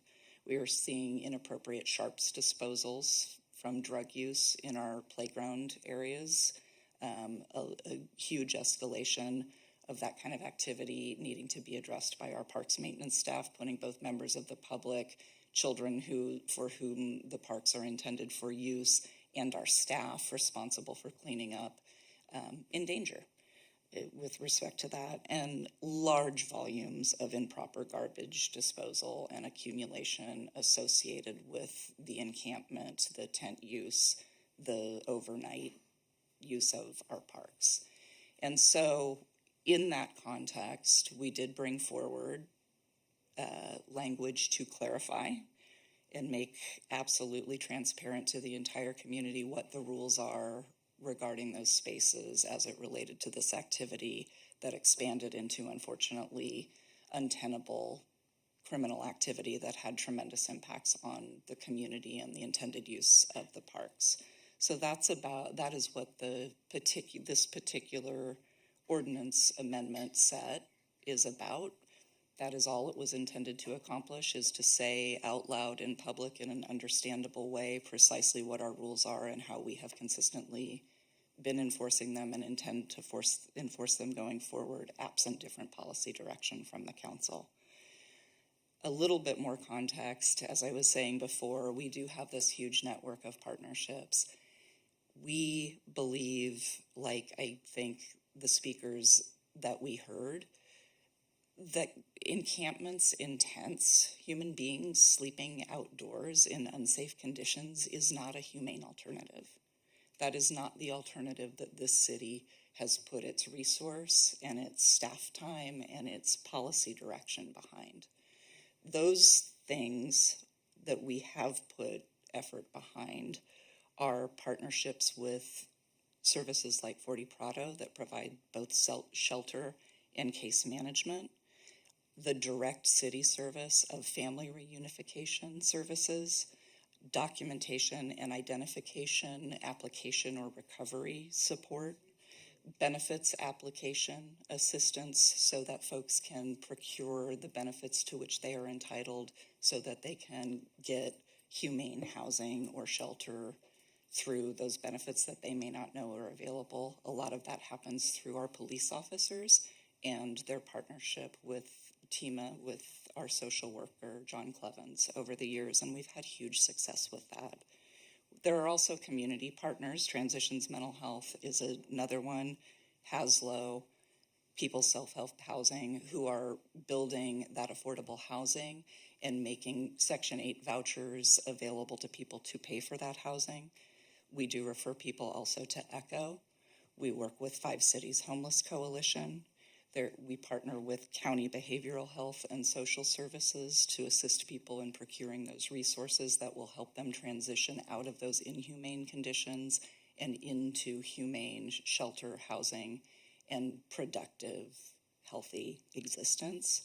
As Derek mentioned, you recently added to our tool belt to help assist people and help them transition and make healthier choices the mobile crisis unit and another CAT unit. Again, the CAT unit is that social worker paired with a police officer. Excuse me, we had public comment, so if you had public comment earlier, that was the time. At this point, this is now a different moment. And it has been tremendously successful, and the staff that works daily with this population is tremendously grateful for this council's policy direction and resource support in that regard. And again, this is in no way an effort to hide. I heard one member of the public say, this is the opposite. This is an effort to be absolutely transparent and absolutely clear about what is appropriate in this particular space, our parks. If there is a different policy direction, staff will most certainly take that, but I just wanted to provide a little bit of context for the community in regard to the efforts that are being taken by the city. So thank you for that opportunity. Thank you so much. And could you just expand a little bit? I know on page 287 we talk about the posting of notices. Could you just share a little bit more around noticing? Sure. The city, thank you for giving me that opportunity, Mayor. The city doesn't ever go in and do quote unquote sweeps. What the city does is go in with homeless outreach support staff and police officers where there is criminal activity involved, and let people know that particular spaces have become untenable, usually because of garbage accumulation and increases in criminal activity, not because of status, because of conduct that is happening within those spaces. And even when we're doing that, we have the luxury here in this community and the support of this council and our community partners to do individualized outreach to let people know that those spaces are going to be cleaned up. And we also do posting, so in the event that someone is not present at the moment that the individual outreach is being done, there is also a written posted notice giving people advance notice so that they have the opportunity to clean up their area, to relocate, so that something of value to them is not being taken or destroyed in the course of that cleanup effort. So every effort is made to accomplish that. Is it perfect every time? It's sure not. We are not perfect. We do not claim to be. But I will tell you, in my 17 years experience, do I see good people trying to do the right thing for the right reasons? And do I think we're getting it right a lot of the time? Yes, I do. Thank you so much. Okay, I have Councilmember Pease. Thank you so much. Thank you to the public for the comments, and thank you to City Manager and City Attorney for the clarifying comments, really helpful. It was a very robust discussion a year ago, and I have never doubted the compassion or intelligence of my colleagues and the staff in having a different approach on this. I agree that there are real issues with when tents are set up in parks, and that We had significant issues, especially in Mitchell Park at the time, that was threatening the safety of the rest of the public and even just the ability to use what is wonderful important public amenity of our parks. Still, I believe that this particular ordinance is too blunt of an instrument. I think use of a tent in and of itself is not a problem, and I think some people who aren't able to have a place to sleep at night would like to be able to sleep with some of their possessions inside in a safe environment in a tent. And so I think by banning them outright, I think we are confusing the issues. And I think that we could amend this kind of ordinance, revisit it at another time to be specific about what are the real issues. I know there was a visibility issues, perhaps the size, there could be a limit on size, and maybe even location, that some parks just don't have enough space, or, irrigated landscape is not a great place for a tent. So I think we could have specificity and then, of course, be able to focus on the real behaviors that we all agree are illegal in terms of litter and leaving sharps and drug use in these public spaces and other kinds of concerns. But that that illegal behavior may or may not be associated with somebody who's taking a nap at a park. So I'll continue to be voting against this one. Okay, thank you. Councilmember Shorsman. Yes, I was not on the council when this was last deliberated on. I'm the newest member, but I did go back and watch the deliberations. I think it was 2+ hours from April of last year, and I hear what staff and my colleagues have said about it was definitely not a consensus, an easy consensus. There was a lot of the same issues that have been brought up today, discussed, and a lot of back and forth and acknowledgement that, this is about the safety of kids and adults of all types in our community.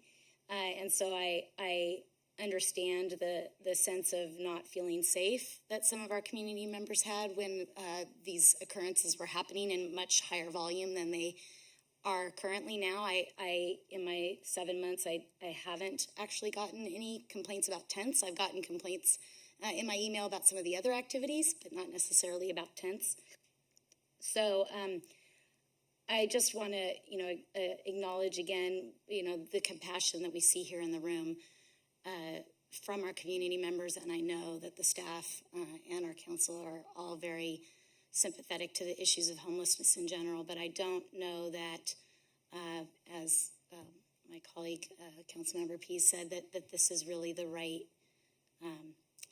right tool or approach, in my opinion, from what I've seen in the last 7 months on council and from the discussion that I watched from last April. So I will be voting against it also. Ultimately, I understand that this is a second reading, and so maybe there's not a whole lot of appetite for revisiting this in another way, but I think there is probably a solution somewhere in here. I just don't know if it's the one that we're looking at the way it's written right now. So, thank you. Vice Mayor Christensen. Yes, I appreciate not only public comment, but staff's review and the remarks by my fellow council members. I think that you're dreaming and very optimistic about something that is very, very complex and that lots of people have been working on for a long time. I think it's important to remember, as our city attorney remarked, that this ordinance doesn't actually change anything that we've been doing. It's just to clarify. So if we vote it down, we're still going to be doing what we've been doing, which is to keep our parks safe and our creeks safe and clean, and to do the very, very best we can in every way possible to help our homeless folks, our people with mental illness, our people with substance abuse issues, and our community in general. I do not believe for 1 second that the majority of this community and that the best thing for this city as a whole going forward is to turn this clarification ordinance down. So I will absolutely be continuing to support it. I appreciate the passion and the compassion from the public speakers. I think that we heard a lot a year ago from folks who really wanted this clarification to happen. Things were pretty tense at the time, and I think if they felt like this council was not going to support this consent item, they would have been here too. And we would hear a little bit different take with the same, around the same issues that I think we're all on the same page around the issue of homelessness. I just think that it's being read a little bit differently, and I know Councilmember Pease has a big heart, and Councilmember Shoresman is relatively inexperienced. So I totally understand where they're coming from, but I don't think that it's very realistic to not be clear about what this city and the community want, which is safe parks and housed individuals. So that's where I'm at. Thank you, Councilmember Marks. Thank you. Well, I just want to start out by saying that I really appreciate the compassion that's been expressed in this room for our unhoused population.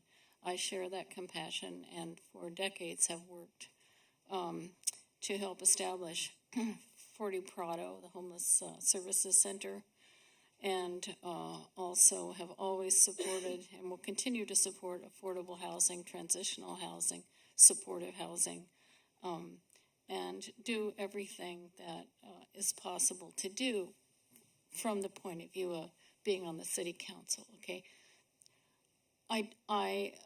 However, I do not see how allowing our parks to become de facto campgrounds for unhoused people, how that would actually do anything to help this terrible, complex problem of homelessness. I'm a big advocate of parks and open space. I got a lot of complaints from people back in April 2021 who were having real problems in terms of just taking their kids to the playground, which is designed for children up to 5 years old, but was being occupied by people who were using drugs and doing other kinds of things and aggressive behavior right there in the playground. So I voted in favor of this ordinance in the first place, and I'm going to vote in favor of it again tonight. And also continue to support everything the city can do. We can't do everything. We can't, there's no magic wand. There's no way that we can solve the whole problem, but we're doing the very best we can under the circumstances. So thank you. Thank you. Yes, this is an incredibly complex issue, and I'm so thankful that everyone came out and shared their thoughts. And I do agree, Councilmember or Vice Mayor Christensen, that if some of the individuals that wrote us emails at that time knew this would be pulled, I think they would be coming out sharing their thoughts as well. I had numerous emails that were telling us the fear of their safety, of their children, of themselves, and yes, drugs were part of the issue. I mean, drug needles were being found in the playground with little ones. And one of the things that I'm actually very proud of with our city is that we have partnered with CAPSLO and Community Action Partnership and with the Medical Assistance Treatment Center, kind of known as Detox in the general world, and trying to help people in that space. Also working with more social workers to help people in the mental health space. And I think that we have a lot more solutions to find. And I think we are working hard right now. The Mobile Crisis Unit, the MCU, was really based on the cahoots from the feedback we received of, let's make this better. Unfortunately, there was also a couple of comments that I had received around some very unsafe behavior that was happening in tents in the park. Some very violent behavior and also some drug behavior. So I think there's an aspect of visibility as to why this rule ever existed in the first place is we can't keep the individuals in the tent or outside of the tents safe if we don't have these rules. So I think that's part of the discussion around the safety of having the visibility, which concerns me. And all of these are actually issues that we're dealing with because we do care. And I know it doesn't feel like that because it feels as though we're taking people out of a place where they'd like to be. But part of us trying to have all these different programs is to help people. And so as we continue, if these programs aren't it, and the mobile crisis unit isn't working, this is a pilot program. We will continue to work and change things as necessary. There was a comment that was made around putting individuals who are unhoused in jail. And my understanding is that we do not put people in jail for being unhoused. And I know there were some new rules that actually opened up before I even came on council. So I wanted to actually ask you that. I forgot earlier to share about that. Sure. No, it is not criminal to be unhoused. Are there unhoused people who go to jail? Sometimes, yes. For criminal behaviors, sometimes. For refusals to leave prohibited spaces to facilitate cleanups, that has happened. It is incredibly rare. It is the exception rather than the rule because of the individual outreach that's conducted and the resources that are made available to people. But certainly there are unhoused people in the population that get arrested and go to jail. Now, there are some rule changes about who goes to jail for what and the severity of crime for which people are going to jail. So more often than not, people are not actually going to jail. They may receive a ticket, what's called cite and release. They may be booked into jail and immediately released. But the vast majority of contacts related to what we call encampment cleanups, what other people are referring to as sweeps, we're not going in and arresting people. We're going in and trying to facilitate transitions to more stable housing and shelter, offer services. But there are people who are engaging in illegal conduct or refusing to leave prohibited spaces. And I cannot say that there are no arrests there. There are, but they are the extreme exception rather than the rule. Great, thank you. And I think the other part, yes, this was not a transparency, was actually the goal of this today. Even though it was on the consent agenda, maybe didn't feel as transparent, it was to let people know that there are rules, and we want you to know what those rules are, so you're not in trouble because you're not following the rules. So that's a very kind of just boiled down way of explaining it. And that, yes, as a second reading, it's already went through, so it's just a confirmation. So that's, therefore, I just want to kind of clarify that again with the consent agenda. Are there any other comments or questions? Councilmember Marks. No, I would like to move approval of item 6E. I'll second. Thank you. Any other discussion or questions? Okay, City Clerk, will you call the roll? Councilmember Marks? Yes. Vice Mayor Christensen? Yes. Councilmember Pease? No. Councilmember Shorsman? No. Mayor Stewart? Yes. Motion passes 3-2. And on that, we will take a quick break and see you back at 8 p.m. All right, thank you for the quick break. Now we will discuss water, the Water Resource Status Report. And this is a receive and file of the 2022 Water Supply and Demand Assessment. So thank you so much to Utilities Director Aaron Floyd, Utilities Deputy Director Michael Borman, and Water Resources Program Manager Nick Teague. Thank you, and good evening, Mayor and Council members. Aaron Floyd, Utilities Director, and I'd like to thank the City Council for providing an opportunity for staff this evening to present about the city's water resources and how we as a community continue to ensure that the city has ample water supplies to meet all of our current and future needs.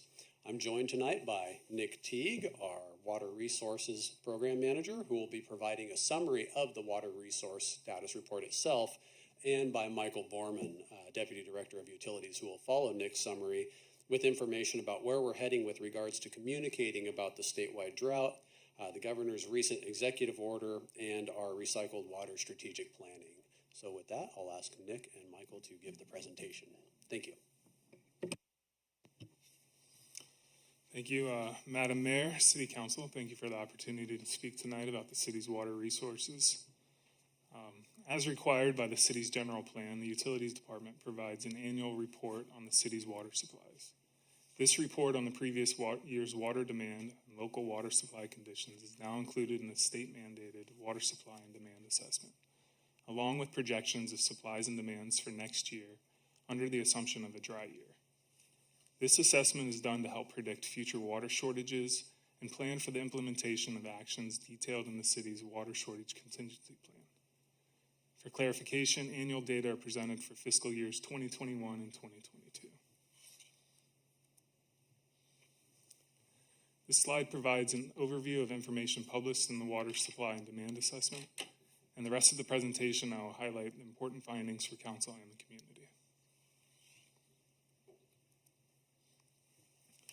The city's water supply reservoirs, Nacimiento to the north, Salinas to the east, and Whale Rock along the coast near Cayucos are located in different local watersheds.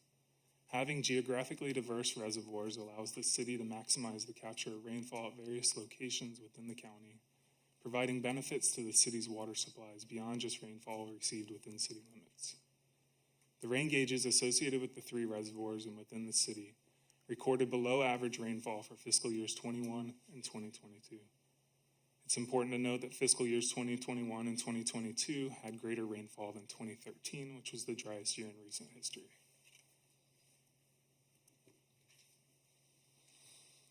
While precipitation was below average for fiscal year 2022, there were several storms during October through January that provided inflow to the city's reservoirs and increased the volume of water stored in those reservoirs.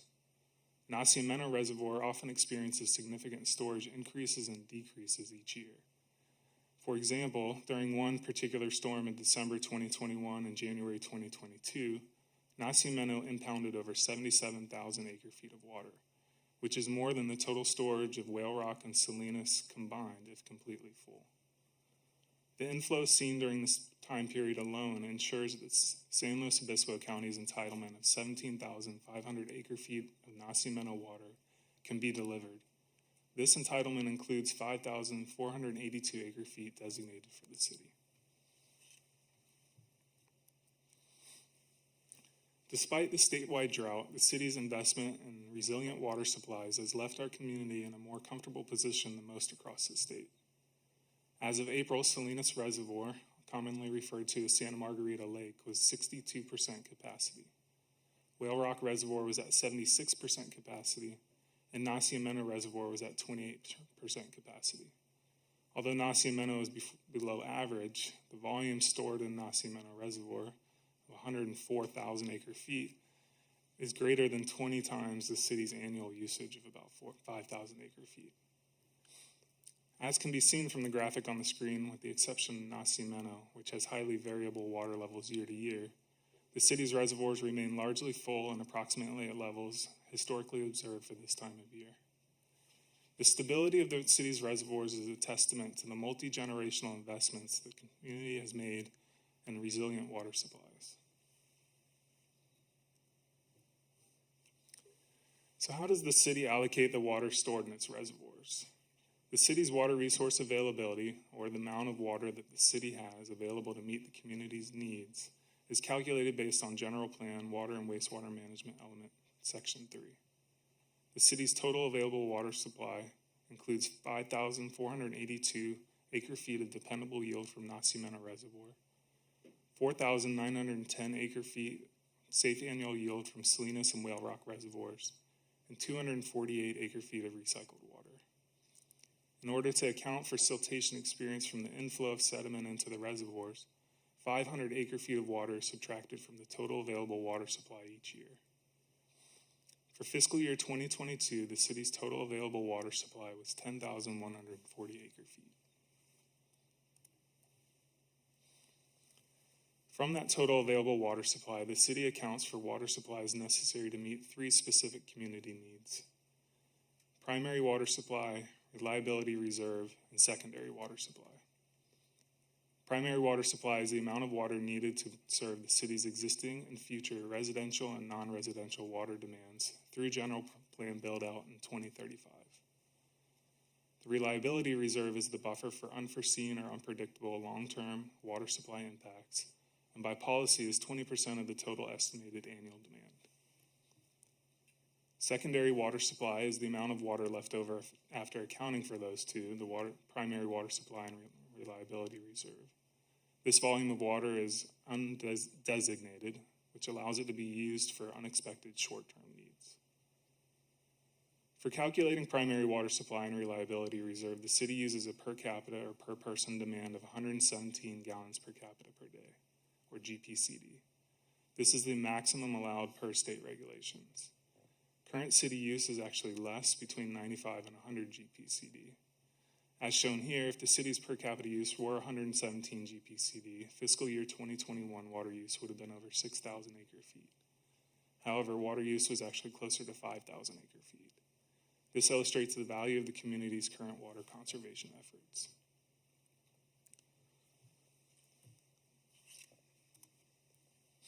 Now that we have an understanding of what's available for city use, let's compare actual water use from fiscal year 2021 and 2022.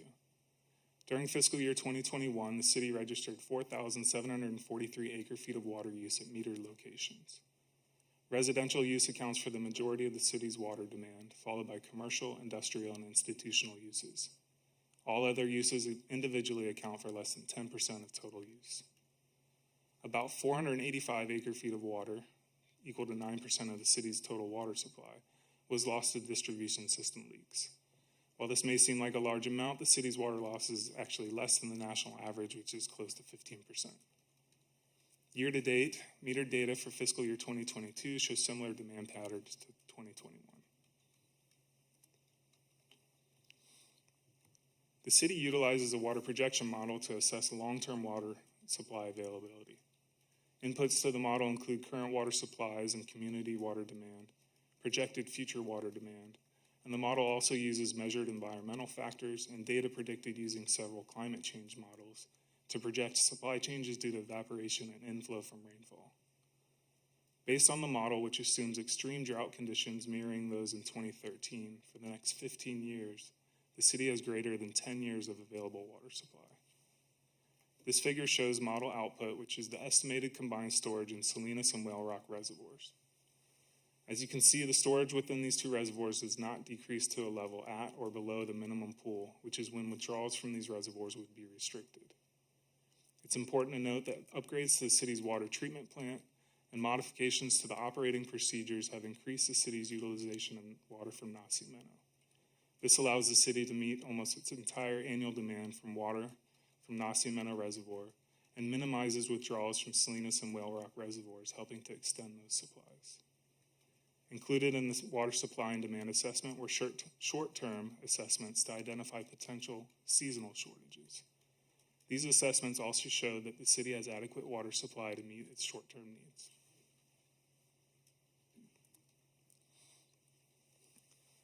To summarize, while the city's reservoirs have been impacted by below-average rainfall, storage levels are currently at or near average. The utilization of water from geographically distinct locations within the region provides the city with the flexibility to optimize available water resources and plan for dry years. Because the city's primary demand for water is residential use, the city is thankful for the community's commitment to water conservation. This commitment to water conservation further increases the resiliency of the city's water supplies during years of below-average rainfall. As such, the city's current water use is less than the water use used to predict the city's short-term and long-term needs. Short-term and long-term assessments of the city's water supply show that the city has adequate supply to meet current and future demands, even in extremely dry years. While past investments in a multi-source water supply and a commitment to conservation have put the city in a position to weather this current drought, the Utilities Department is continuing to explore opportunities to expand and diversify our water resources, including through groundwater and recycled water program expansion. I'll now pass it over to Michael to provide an update on recent drought-related measures and mandates and how they may affect the city. Thank you, Nick, and thank you to the City Council for having us here tonight to share, I think, some good news for our community, especially when we look across the state at what some of our neighbors are going through. We're currently secure with our water supplies, as Nick had noted, but we do know from the last drought from 2012 to 2015 that during periods of drought, we need added communication both to the council and to the community about what the state regulations are, what the conditions are across the state, what our conditions are locally for the city, and then also what's happening in our neighboring communities, as it's often different from one community to another. And with that tonight, I wanted to give an update on the statewide drought versus our local conditions, the potential impacts of the governor's recent executive order, an update on our improved messaging regarding drought and water conservation, and then a progress update on our expansion of our groundwater program and our recycled water program.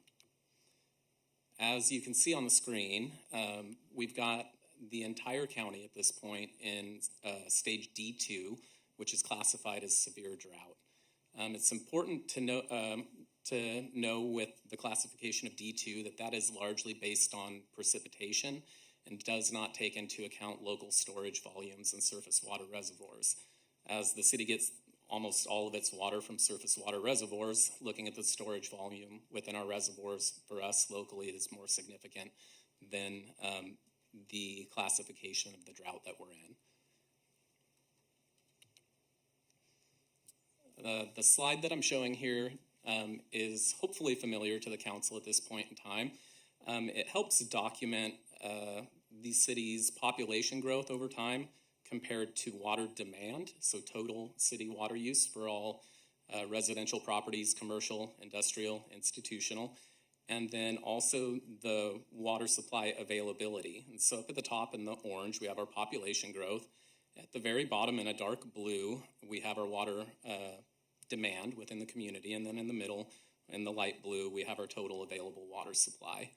And as you'll see from this chart, during the period that we experienced about 10,000 person growth in the community, from the late 1980s and early 1990s drought until now, we also saw our water supplies go from approximately 8,000 8,000 acre feet of demand per year to about 5,000. So we added 10,000 people to the community, but we knocked off about 3,000 acre feet of demand per year. And that's really important because, as Nick mentioned earlier, it really highlights the value of long-term conservation efforts in the community. That 3,000 acre feet of water that we cut off of community use was really the equivalent of what we got from the Nacimiento project when we brought it online originally. So long-term conservation has really paid dividends for our community, and I think this chart really shows that over time. In the middle there, in blue, you can see that we had about 6,400 acre feet of water available to the community for many years. And in the 80s, we exceeded what was safely available to us, and we really had some issues at the late 80s, early 90s with not having much water in our reservoirs when we reached the end of that drought. Back in 2006, we brought online our recycled water program, and then in 2010, we brought online our Nacimiento project and began receiving water from Nacimiento. And between those two projects, we added around 6,000 acre feet of available water to our water supplies. And so you'll notice the big jump about 2010 when we brought online the first entitlement to Nacimiento, and then another jump around 2016 when we bumped our allocation from 3,380 acre feet to 5,482. And so what we really see here is the volume of water that we have available to the community now compared to our community water demand has allowed us to both enter this drought and sustain multiple years of drought, coming out hopefully at the end of this drought in a much better condition than we historically had. Despite the city having sufficient water supplies to meet all local needs, the governor recently signed an executive order that has statewide impacts. It was really a one-size-fits-all approach to handling the statewide drought. These conditions or these requirements from the state still need to be reviewed by the State Water Board, or some of them do, in May of this year, later in May, around the 25th, the state board will hear a couple of the major things, which right now is going to be a recommendation from the governor to require urban water suppliers to implement the measures that are outlined in stage 2 of their water shortage contingency plans, and then also to ban the irrigation of non-functional turf for commercial, institutional, and industrial customers. So for the city, those are the largest 2 potential impacts of the executive order. And just for clarity on what stage 2 would mean for the city, stage 2 largely requires us to invest additional funding and staffing in our water conservation and public outreach programs. It's one of the first stages that we enter when we activate our water shortage contingency plan, and it's really to start to educate the community both about the need to conserve water and also that we're going to have additional regulations that are going to go into place if we continue through additional years of drought. So we are planning to return to the City Council with the supplemental budget to request additional funding in case we are subject to these new regulations coming down from the state. But we won't know for sure what the language is from the State Water Board until May 25th. So hopefully we'll be back at the beginning of July with an update regarding what measures we'll have to take locally.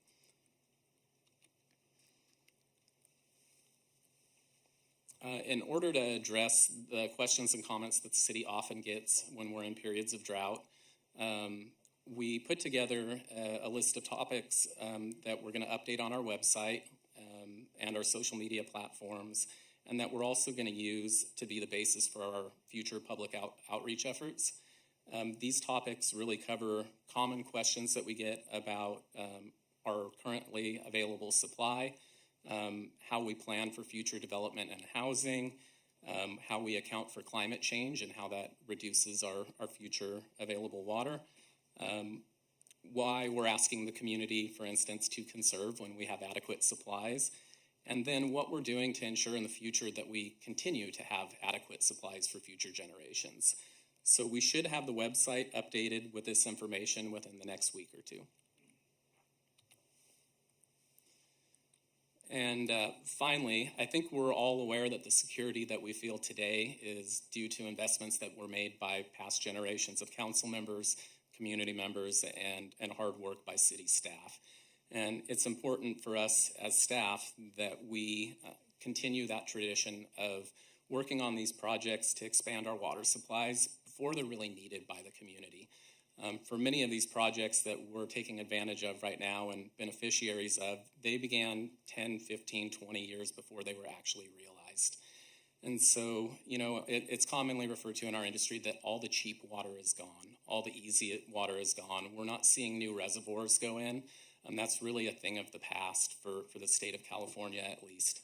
What we're looking to in the future is utilizing our groundwater more effectively, and then same with our recycled water, whether it be through use for irrigation within the city or potentially groundwater recharge, surface water recharge, or if the regulations from the state permit, direct potable reuse at some point.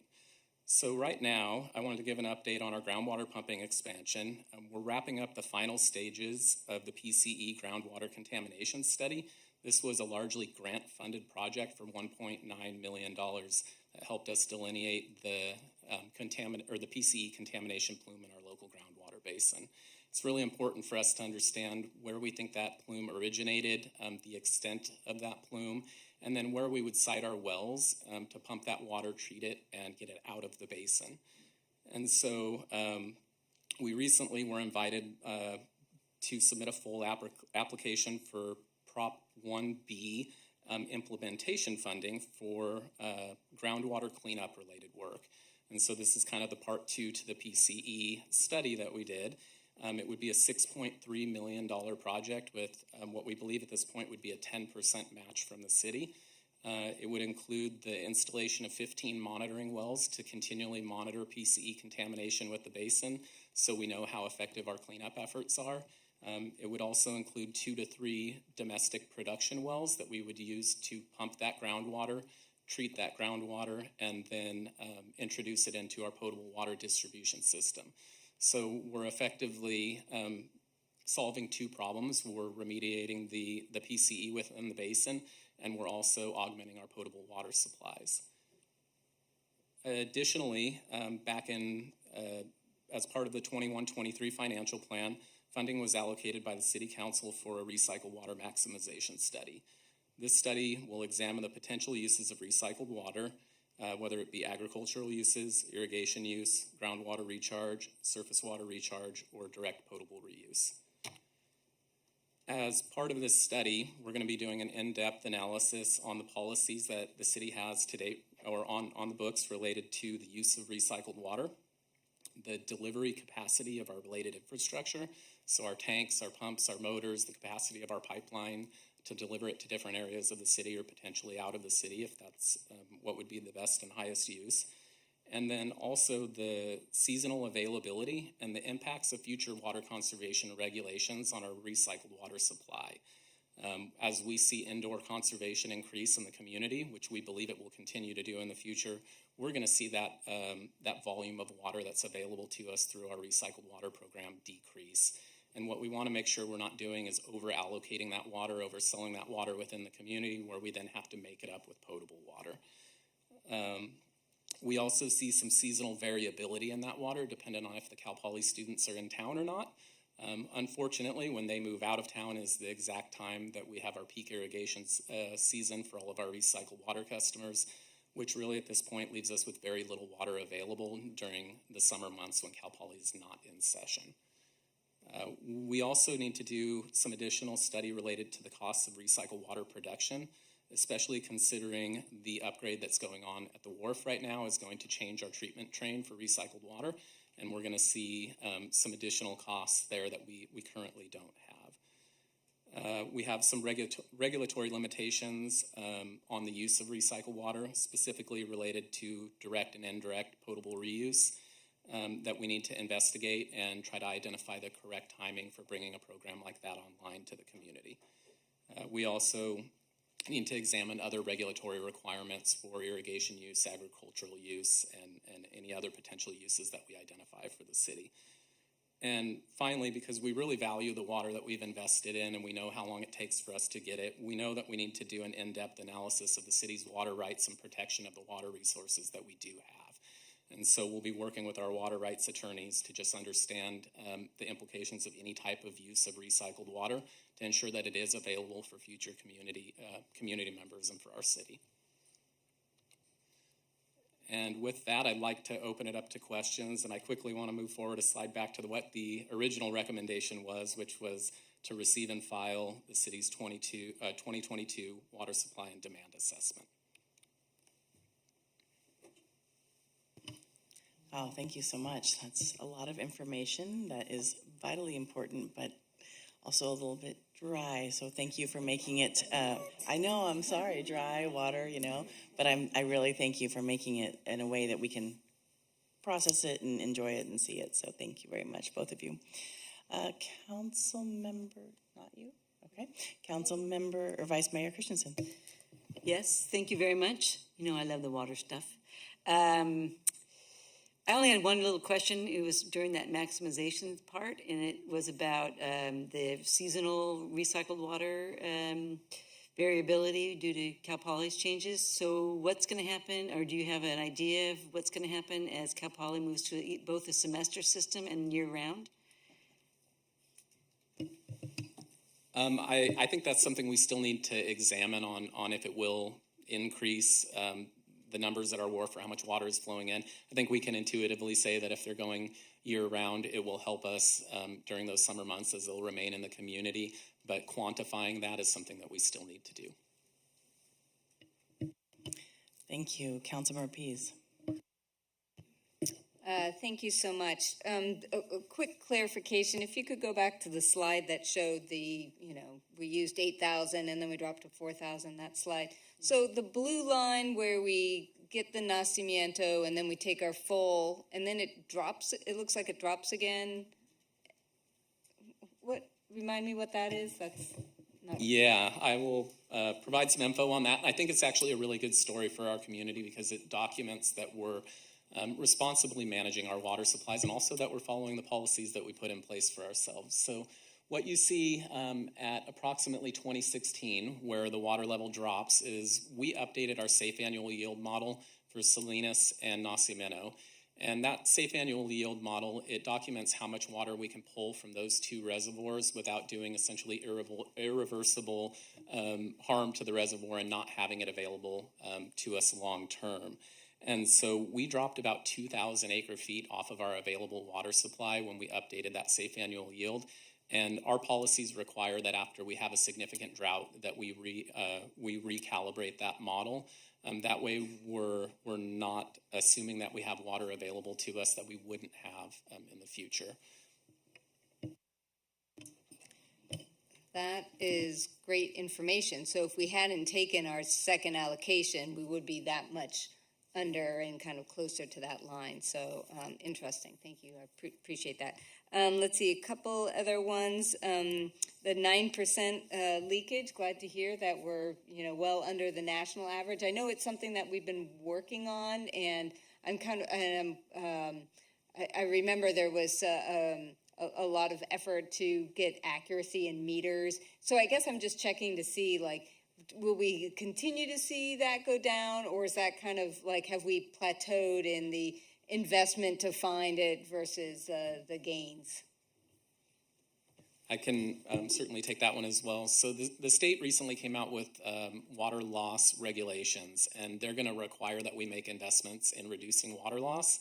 And so it's something that our staff are really passionate about, as we see that it's our commitment that we can make to the community to practice what we preach. And so when we're looking at our operations, we're always saying, well, can we do things like operate at a lower pressure to reduce the amount of loss that we have from small leaks or from fittings that are misaligned and things like that? Can we refine our operations at our water treatment plant where we have less evaporation if we keep things less full? We're just always looking for what we can do to play our part as staff members, because that 485 acre feet number, that's a lot of water. And if we could cut that in half, that's the equivalent of our recycled water program at this point in time. So it's a lot of water, and so it's something that as staff members, we spend a lot of time talking about, and I think it's something that the state has really put a lot of weight in to help solve long-term problems across the state. Excellent. And then I think my last question is about the residential irrigation. So we have a figure that the residential use is maybe 65%. And do you have a sense of how much of that is indoor plumbing, shower sinks versus outdoor irrigation? Is there kind of a rule of a guideline for that? I think that's still being considered and looked into with the recent regulations from the state regarding outdoor and indoor residential water use. There's been a couple of figures thrown around, but generally I think it's between 50 to 75% is outdoor water use. Okay, great. So it sounds like there's still some opportunity there as we talk about conservation. And I guess, assuming no line of public comments here, the one other feedback that I would have, other than gratitude for this report and for the outstanding work of our utilities department as stewards of that resource, would be when we are talking about those education points, I do want to make sure, and I think we talked about this last time, the save the trees messaging, water the trees, because we did have a lot of concern, like, oh, I'm just going to let my grass go dry, but then the tree was ending up, so there might be some nuance in that messaging, but we don't want to be counterproductive in that work. So thank you. And I will provide a little additional context on the state's regulations with, or what they're proposing, which would be elimination or banning of the irrigation of non-functional turf. They did include in that a provision that would allow for irrigation of trees that were within proximity of that turf. So I think it's also something that's supported by the state. So it would be highly unlikely that we would see anything come down from a state level that would impact our ability to keep our trees alive, which is great because we also know, I think, from the priorities of our council and our urban water management plan and some exemptions that we have in there, that we're right in alignment with that, and we want to make sure that those long-term assets are maintained for the community. Thank you, Councilmember Marks. Thank you. Yeah, I wanted to know if the estimate of water reliability and the chart that you showed where the line keeps going down and down until 2035, I think. Yeah, well, that one. Okay, let's look at that one. No, that one's okay. Back. Yeah, so it stops at 2020. So my question is whether this estimate of how much water we have, water reliability into the future, are we taking into account the increased population that's coming with all of the new housing that we're building? That chart stops in 2020. The other one that kept going down, down, down. So that made me feel nervous just to look at it. Where was it? Does that assume that that our population is actually increasing during that time, which would, of course, mean that the water consumption is also increasing?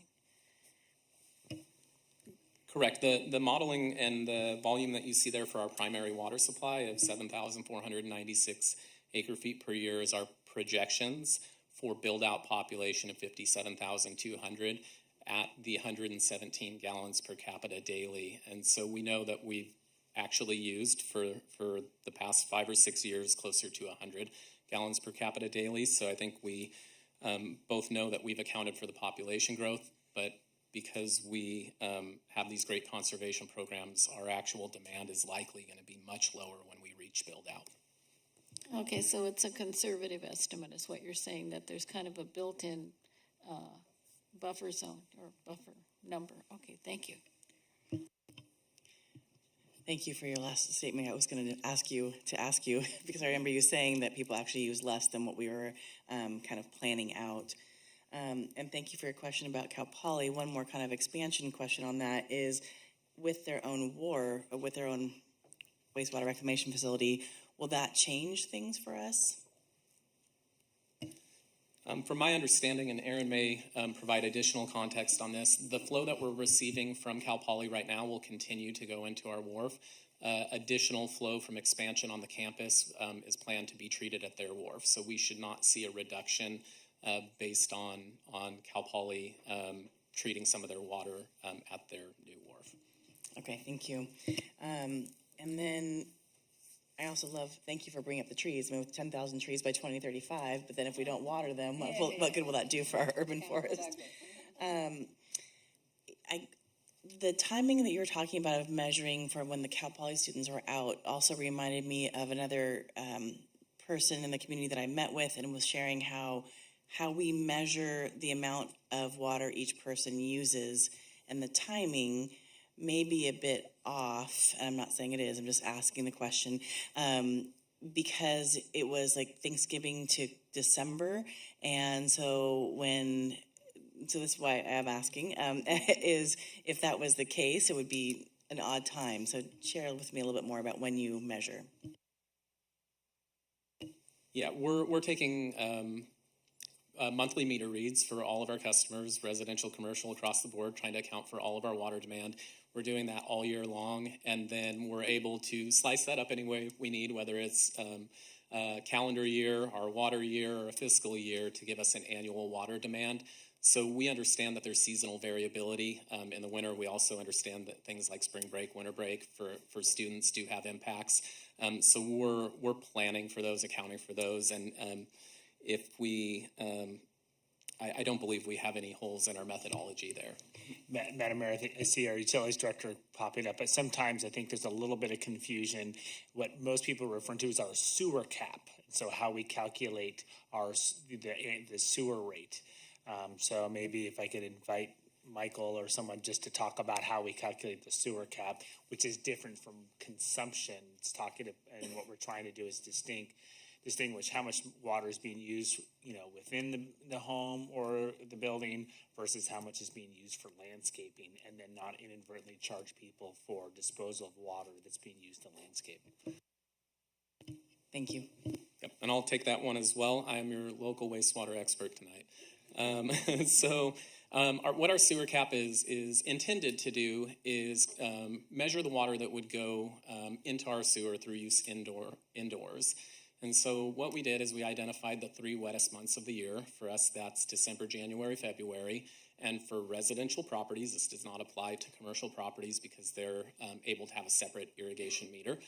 For residential properties, we take your average water demand during those 3 months, and we set a cap for or a maximum that your sewer use, or the sewer use that you could be charged for, is going to be for the next fiscal year. And so if I'm Michael and I live in town and I average 5 units of water demand during that sewer cap period, when I go and activate my irrigation in July, August, September, and I use 8 units, I'm billed 8 units for water, but I'm only billed 5 units for sewer because that was my established cap, meaning we're assuming that anything above that 5 units is going out onto my yard for irrigation.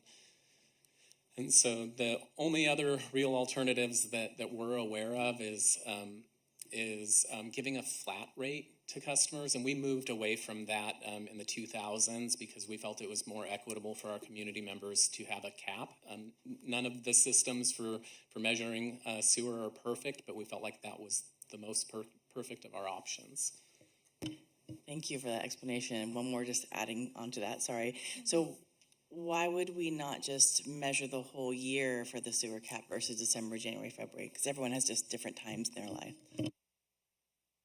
Yeah, if we were measuring the entire year, what we would see happen in that period is it would also include outdoor irrigation. And so we don't have a way for residential accounts to distinguish what is used inside the home from that's used outside of the home. And so the safest time for us to try to set that cap is when we think it's going to be raining, and we're assuming that you're only using water during inside your home during that time. And so we try to keep that consistent across the city for every customer. Because there is variability in when we receive rainfall, and we want to treat everyone fairly. And then we also try to advertise it and keep it consistent year to year. And we know that for most of our community members who are here for years on end, they get very familiar with when their sewer cap period is. And they know that at that point in time, they need to turn their irrigation off, which is what we want them to do, because we want that read to be really only what's going into the sewer. And then we do have an influx of Cal Poly students who are moving into town every year, and we try to get annual outreach out to them in advance of that sewer cap period, so they're aware that they need to either get their irrigation systems turned off or work with their landlord to have that done. Okay, so if someone is really conservative and has a low, just has rocks outside, I don't know, for their decoration, it does not behoove them because they don't use irrigation during the summer, but otherwise it's on average useful. Correct. Okay, thank you. Sorry, I just want to make sure I understood all the parts of it so that I could explain it to anyone else, or they could watch this. All right, that's all the questions I have. Now is that fun time of public comment. Are there any scorecards? Speaker cards? Okay, thank you. All right. Any other questions or deliberation from my colleagues? Councilmember Shoresman. I just want to say thank you, especially for the communications plan. I think that's really an important piece of this because I foresee and have experienced difficulty explaining to people that that balance between we have plenty of water and you should continue to conserve. I think it's a difficult message to deliver, so appreciate the continued work on that. Thank you, and I would be amiss if I didn't point out that Nick, Julie, who is out in the audience, and our other water resources technician, Kelly, have taken on the public outreach on behalf of our department, and I think they have made huge improvements for us, and hopefully everyone's heard our radio ads and seen some of the additional communication that's going out. Miss Julie has been working very hard on that during her first year with the city. So thank you for acknowledging that. Nice, well done, and I've seen some fabulous social media as well, so thank you very much. I will consider this received and filed, unless otherwise. Okay, wonderful, and thank you, communication, very much agree. All right, and with that, we are going to our almost last item of the night. Someone mentioned earlier, but they're not here to hear it, the 68 units that we're discussing a little bit later. Obviously, we're not discussing the 68 units, but just the concept that we'll be hopefully helping with 68 units into this community of low-income housing is really exciting to me. So, looks like we have Teresa available to provide a public hearing to adopt a resolution approving the issuance of revenue bonds by the California Municipal Finance Authority to finance an affordable housing facility at 3750 Bullock Lane. Thank you, Madam Mayor, members of the council. Teresa McLeish, Housing Policy and Programs Manager, and happy to be here tonight for this step in our Tiburon Place project.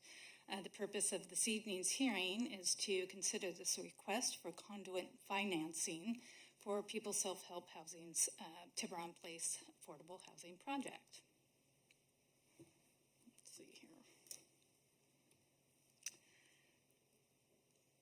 The recommendation tonight is twofold. First, to conduct the public hearing under the Tax and Equity Fiscal Responsibility Act, commonly referred to as TEFRA, and in accordance with the Internal Revenue Code.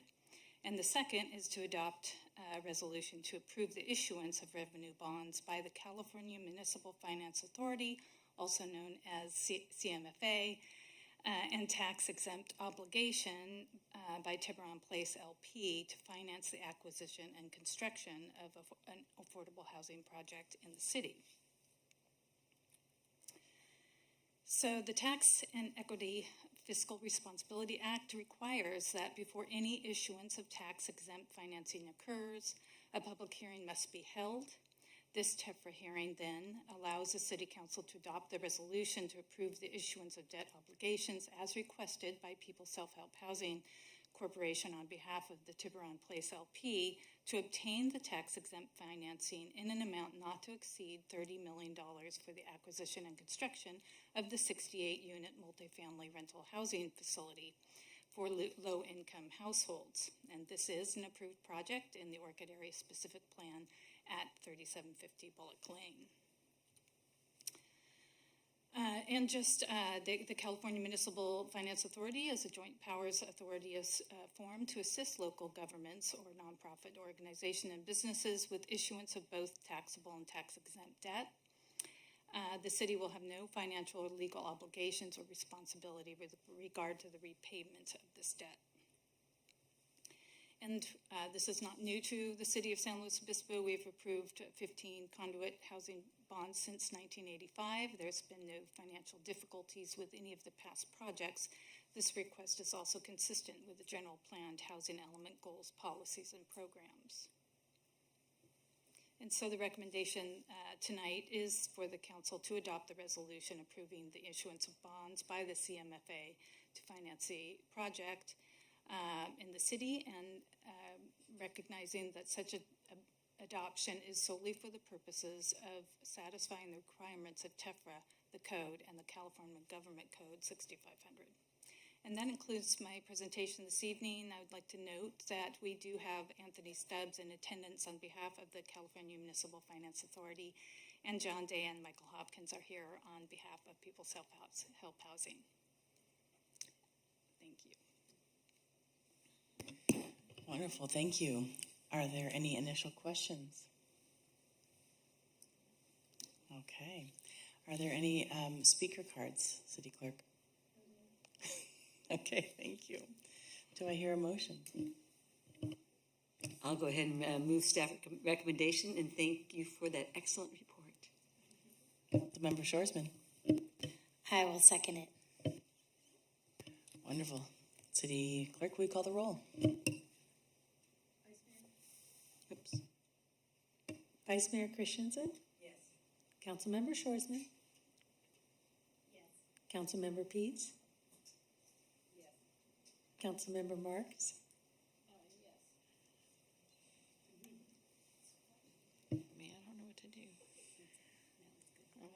Yes. Mayor Stewart. Yes, and thank you so much for this fabulous report. I know it seems so quick and easy, but it's because we're really excited about seeing this happen. So thank you so much. Great, thank you. Thank you. Well, as we come to close our meeting, I cannot believe it. It is 8:48. Are there any liaison reports? Vice Mayor Christensen.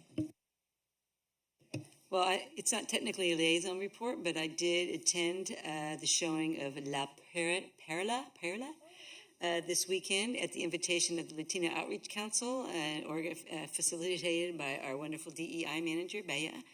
And I also guess I think Cal Poly sponsored that. And it was wonderful. It was at the Fremont.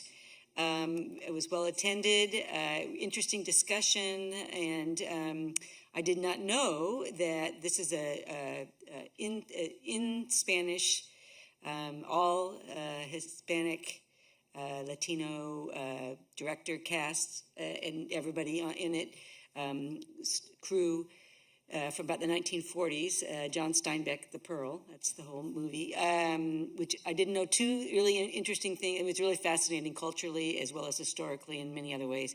One is that the star of the movie is a Cal Poly grad, which I did not realize. He was the Clark Gable of Mexico. Very handsome man. And the other thing was that they made the movie at the same time. They made one in English and one in Spanish. So every scene they did, they first did it in Spanish and then they did it in English. So there's a lot of trudging through the desert, dying of, starvation and thirst. And it was hard work apparently. So it was really interesting, a real fun movie. And I was really happy to be invited and happy to represent the City Council. Thank you so much. Councilmember Marks. Thank you. Yes, briefly, I just wanted to let people know that the Integrated Waste Management Authority is going to be interviewing 4 applicants. All 4 of them look great on paper.